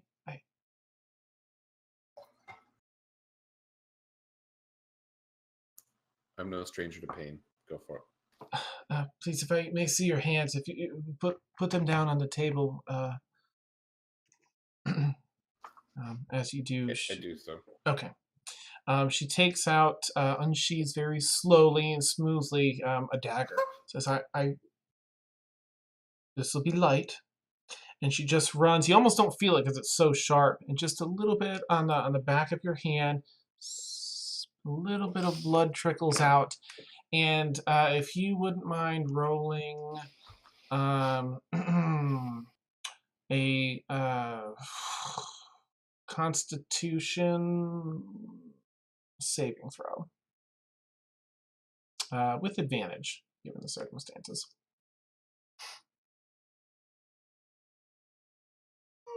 Good thing I had advantage, but still. Yeah. Well, let me just do that. Oh, okay. Well, that works out.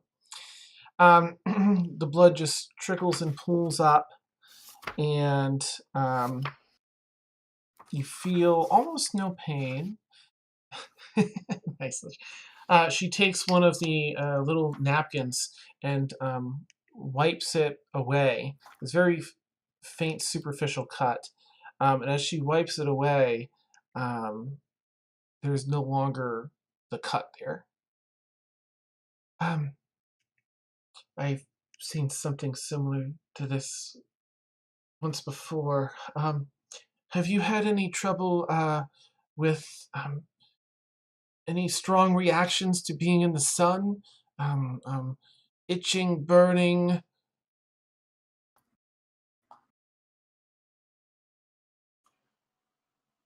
I mean, I'll ask you, Dan. I Okay, don't you think we remember hit that, back to so. your time in Tosa where you did have this, like a Running sunburny. water? Was that crossing the water, or was that something else? That was in nope. This was you had a seemingly harsher reaction to all the sun out there than everyone else.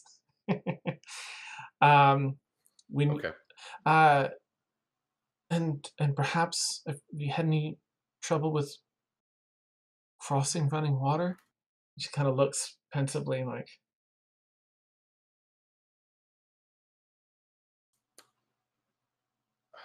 A little bit, yeah. Describe to me this woman then, please.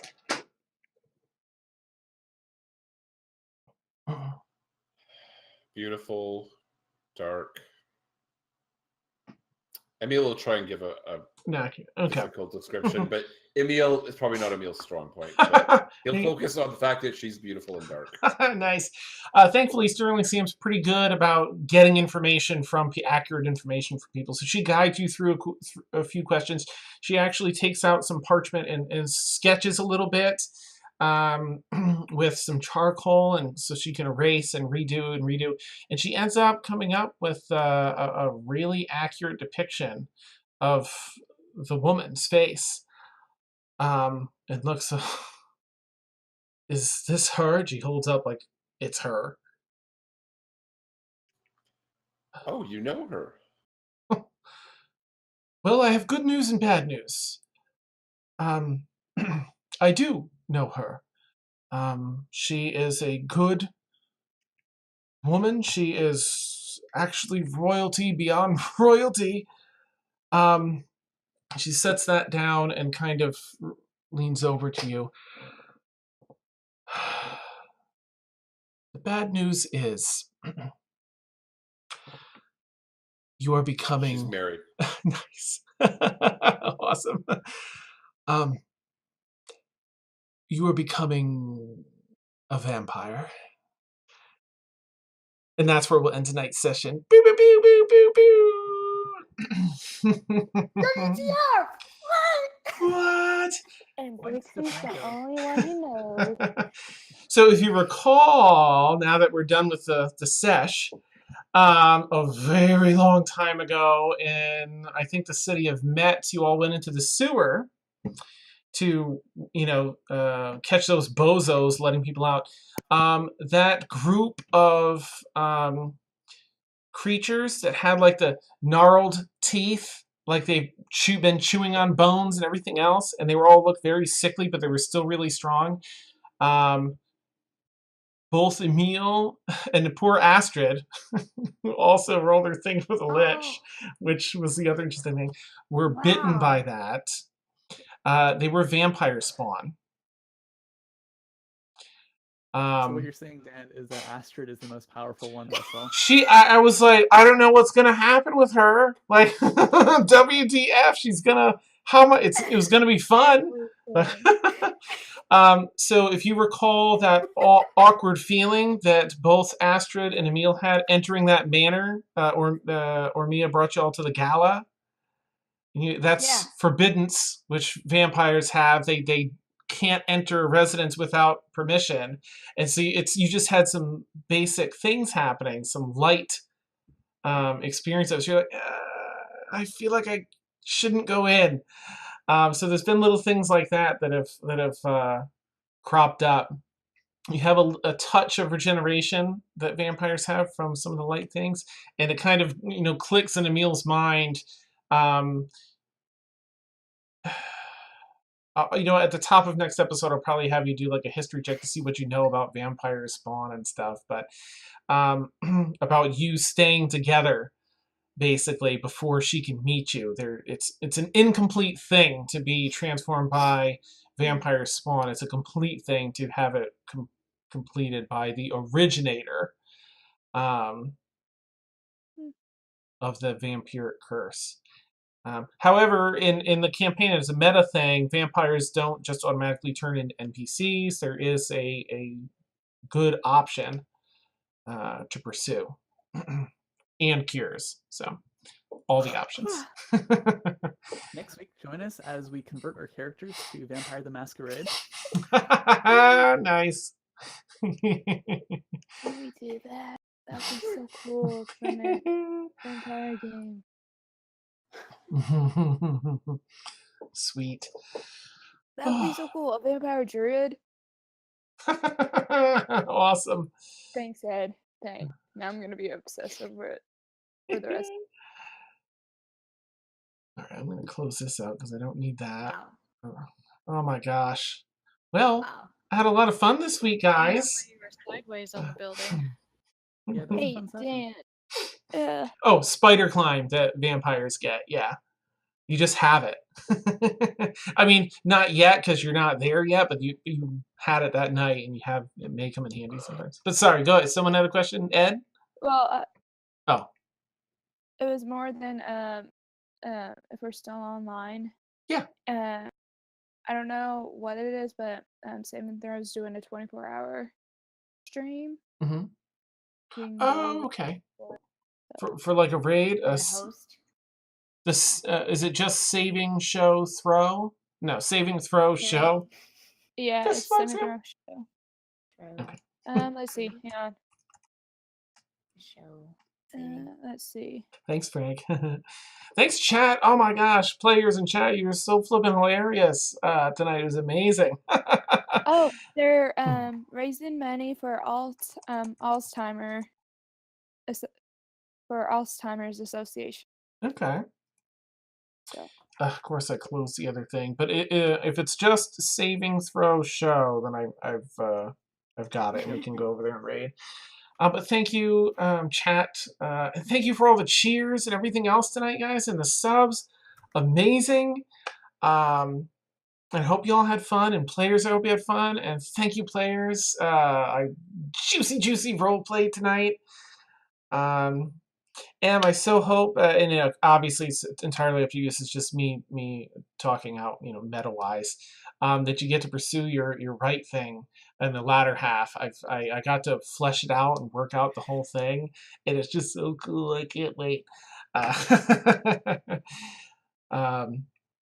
Yeah. Well, have a great night, everyone. We're going to go ahead and I'm going to raid. Hopefully I typed this in properly here. Yep. And we're going to head over there and give them a raid. Pew, pew, pew, pew. Meal, that's so great. Yeah. But, is she... Nice. That's so great. Yeah, we'll catch you all next Friday, 10 p.m. to 1 a.m. Eastern Time. And we're going to have... an all evil alignment campaign coming up soon. But here we go with a raid. Whee! Catch ya. Dan just drops it. And we're gonna have I'm gonna have this campaign coming up soon. Okay, bye.